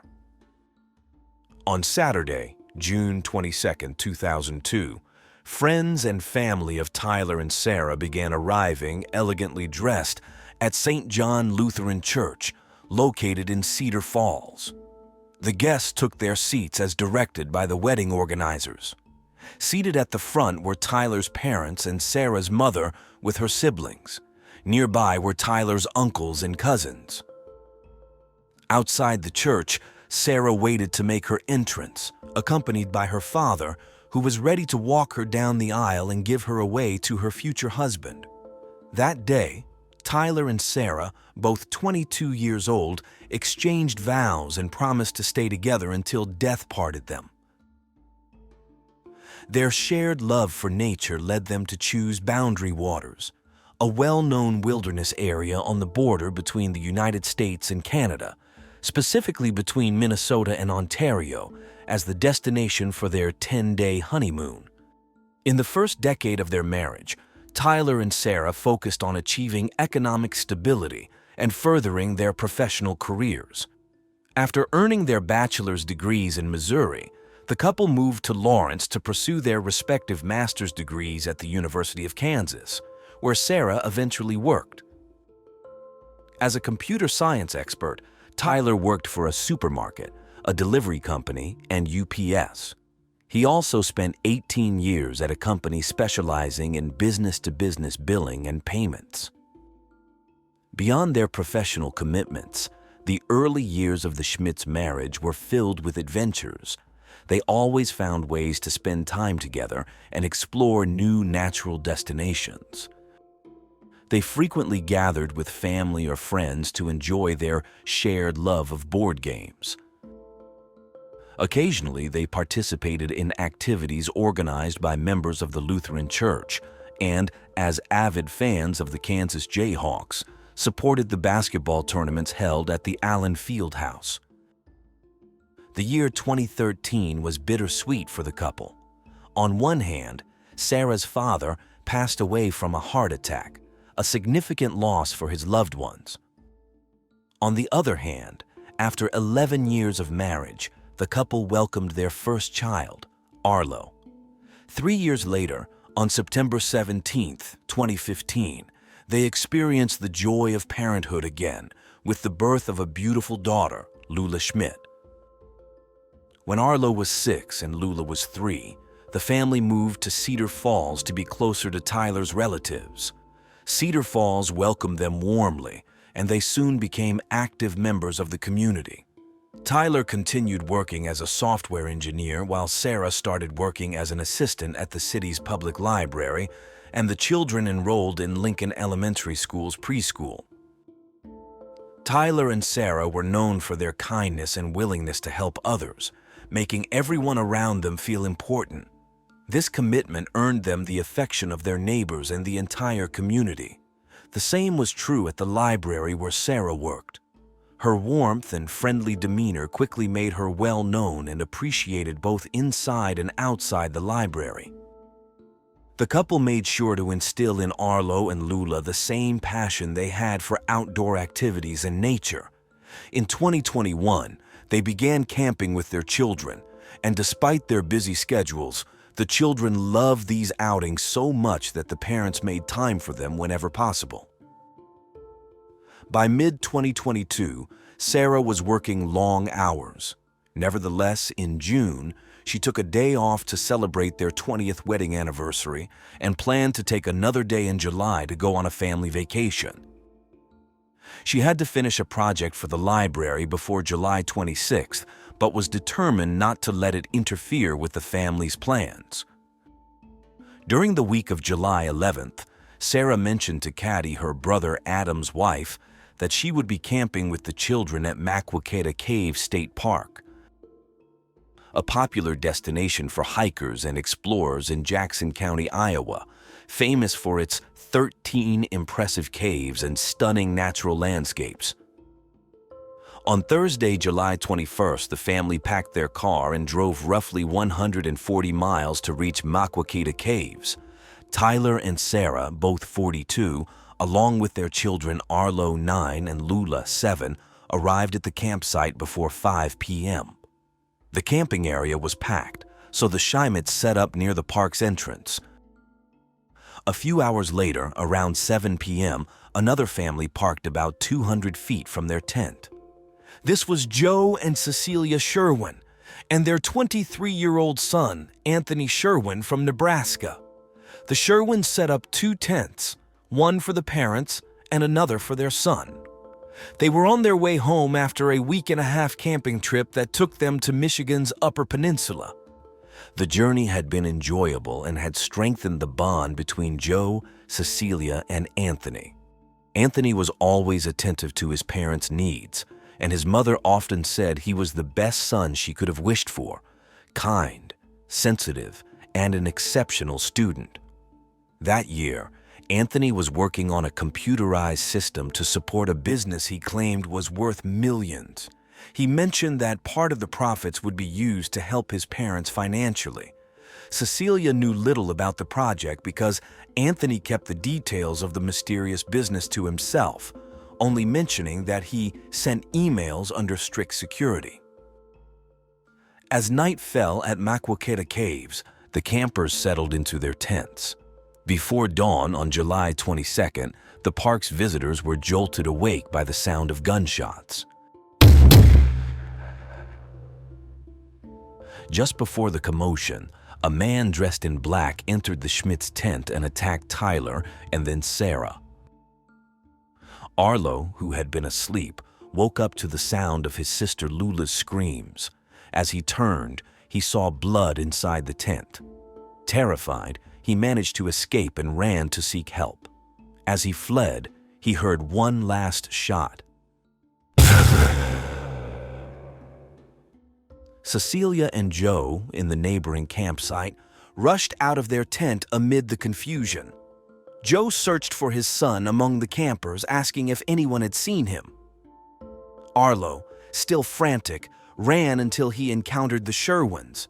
He was screaming and asking for help, saying his parents had been shot. Cecilia took his hand and ran with him to the park entrance. Once there, terrified and unsure of what had happened, she pulled out her phone and dialed 911. She was worried because her son was sleeping near the tent where the shots had come from and feared he might be among the victims. The Jackson County 911 operator understood when Cecilia reported hearing gunshots, but she struggled to pronounce the park's name, making it hard to convey the location. She also explained she was with a boy claiming his parents had been shot. The call between Cecilia and 911 lasted 23 minutes. While she answered questions, the operator relayed the attack to the police and park rangers. Although the call was briefly disconnected, Cecilia persisted and called back, only to be put on hold while the dispatcher contacted emergency responders. Despite the tension and nervousness in the park, adrenaline helped Cecilia stay calm. After providing details about their exact location, she handed the phone to Arlo. The boy explained to the dispatcher that he was in a tent with his mom, sister, and dad, and when he woke up, he saw someone dressed in black holding a gun. The 911 operator asked the child where his father was, and after a pause, he responded that he thought his father was hurt. Around 6:30 a.m., police officers and paramedics arrived at the scene and headed to the Schmidt's tent. What they found was horrifying. All the occupants of the tent were dead. The beautiful campsite had turned into a crime scene. Law enforcement immediately began searching for the shooter, knowing he could be anywhere. The tactical team quickly evacuated Maquoketa Caves, State Park, and Camp Shalom, a Christian summer camp located about 1.5 miles from the site of the attack. As officials evacuated the visitors, they gathered them outside the park. Once everyone was accounted for, it was confirmed that only one person was missing: Anthony Sherwin. He was not only missing, but also armed. At 11 a.m., police officers conducting an aerial search spotted a man's body. When they reached him, they found he was deceased. It was Anthony. Although investigations were necessary, the police identified him as the suspect in the homicides. They believed he had committed the deadly attack on the Schmidts and then taken his own life. The incident led authorities to close the park, a measure that remained in effect until July 28th. The Iowa Department of Natural Resources expressed its condolences for the incident. Their spokesperson issued a statement saying she and the entire team were devastated by the event, which had shaken the tradition of enjoying the state's natural wonders. But the legacy would continue for the millions of families who recreate in Iowa's parks. When citizens of Cedar Falls heard the news, they were shocked. The atmosphere changed suddenly, as if a gray veil had covered the sky. The reactions of family, friends, acquaintances, and even those who didn't know the victims were filled with pain. Cedar Falls was in mourning. In one of the windows of the Cedar Falls Public Library where Sarah worked, a sign was placed with a message saying that Tyler, Sarah, and Lula had left too soon but would always be in their hearts. The company where Tyler worked as a software engineer issued a statement describing him as a consummate professional and a mentor to his colleagues who were devastated when they heard about the tragedy. They knew of the love Tyler had for his children and his dedication to sharing his knowledge with little Arlo. The mayor of Cedar Falls also expressed his devastation over the loss of 3 beloved community members on his Facebook wall. He knew Sarah well as they had worked together on a tech project. The mayor also urged the residents of Cedar Falls to be generous towards Arlo, the sole survivor of the family, who was safe, and he shared a GoFundMe link for those wishing to donate. Within a few days, the initiative had raised over $276,000. In response to the tragedy, the local authority ordered the closure of the library for the rest of the day out of respect for Sarah's co-workers. The tragedy also elicited reactions from other political leaders. Iowa governor expressed her horror at the attack and sorrow for the unimaginable tragedy. And a U.S. House representative from Iowa tweeted that it was a senseless and horrific crime. Sarah's family was heartbroken. Her sister said she felt her life had been shattered, unable to believe that Sarah would no longer be just a phone call away and that she wouldn't see her niece grow up. Sarah's family traveled from North Dakota, Texas, and Michigan to join the rest of the family for the private funeral service held at Greenwood Cemetery. On August 2nd, a gathering was held to celebrate the lives of Tyler, Sarah, and Lula at the picnic area of Overman Park. More than 200 people attended.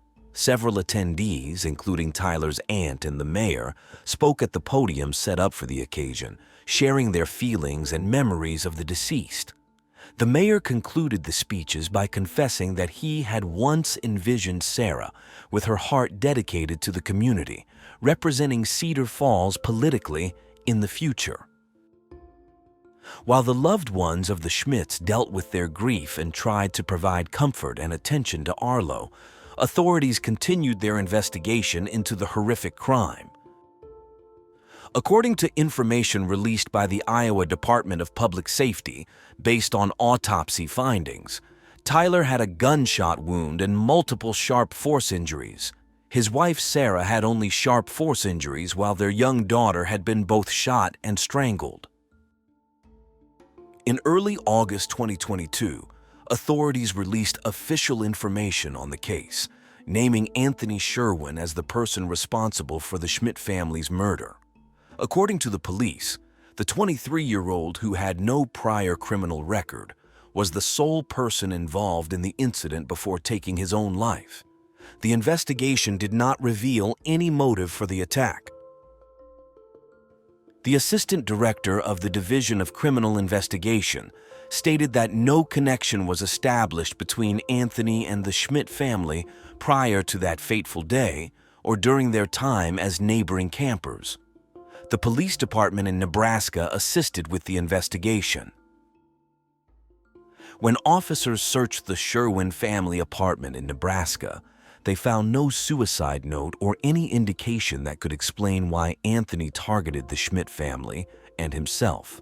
His Facebook page was also void of any clues, as it was completely blank. Regarding the weapons used by the attacker, the assistant director of the Iowa Division of Criminal Investigation mentioned only one, a hand-assembled firearm which was recovered near Anthony's body. These types of weapons, also known as ghost guns, are built by individuals, often using parts purchased online without any restrictions. Since they lack serial numbers, they are difficult to regulate and trace. Seeking to confirm this information, the Des Moines Register contacted Anthony's parents, who confirmed that their son had built his own weapon using information found online. They explained that he did it as a challenge rather than out of a specific desire to own a gun. They also emphasized that Anthony was very responsible and had never harmed another person or animal. Cecilia asserted that their family had never owned guns and that they had decided to acquire them due to the rising crime rates in Nebraska. She added that, due to their lack of experience, they even took classes to learn how to handle them. The parents explained that they brought the homemade gun on the trip for protection against crime and possibly bear attacks, as they had experienced one night while camping. They also mentioned their intention to dispose of it upon returning home.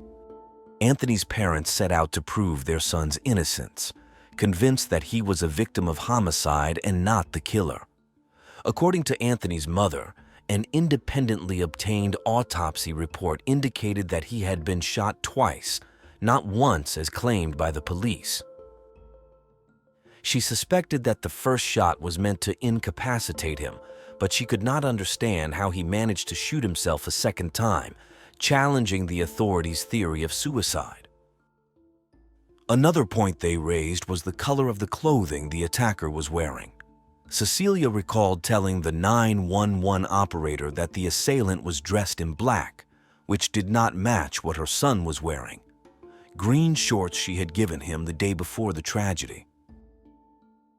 Additionally, Cecilia and Joe reported that the police did not disclose where Anthony's body was found, or whether the weapon he allegedly used to take his own life was the same one used against the Schmidts. When they specifically asked investigators if a ballistic test had been conducted to confirm matches, they received no answers. All these concerns were outlined in an email Cecilia sent to the media. In the message, she stated that her son had too many reasons to live and she was certain he would not abandon everything in such a manner. They had not seen any signs of him planning such an attack. In her opinion, Anthony was incapable of killing and had no connection to the Schmidt family. According to the grieving mother, the investigators only responded that it was a random murder. Anthony's parents requested the final investigation report to commission an independent review, but claimed they received no response to this request. In January 2023, a media outlet reported that it had requested public records of the case, adhering to Iowa's Open Records Law and the Freedom of Information Act. The request referenced incident reports, investigation documents, crime scene summaries, and autopsy reports. Devon McClone, from the Office of the Iowa Department of Public Safety Commissioner, responded that the requested records were not public and they could only share the immediate facts and circumstances of the case, which were included in the links provided in the press release. A few days later, the media outlet sent an email to the official, inquiring whether the weapon Anthony used to take his own life matched the one used in the murders. She did not respond. Unless new evidence surfaces to the contrary, the police maintain that Anthony Sherwin was a random killer who viciously shot, stabbed, and strangled 3 beloved members of a Cedar Falls family. In contrast to Cecilia and Joe, their son, whom they described as a kind and studious individual, is innocent and another murder victim. They vow to continue their efforts to prove his innocence. After his traumatic experience, Arlo, the only survivor of the massacre, was taken in by his family in Cedar Falls, specifically Sarah's brother. In an exclusive interview with a local newspaper, Sarah's brother stated that his nephew had been very brave and was in excellent mental health. The GoFundMe page created after the tragedy continues to receive donations to support Arlo's upbringing and to establish an educational fund for his future.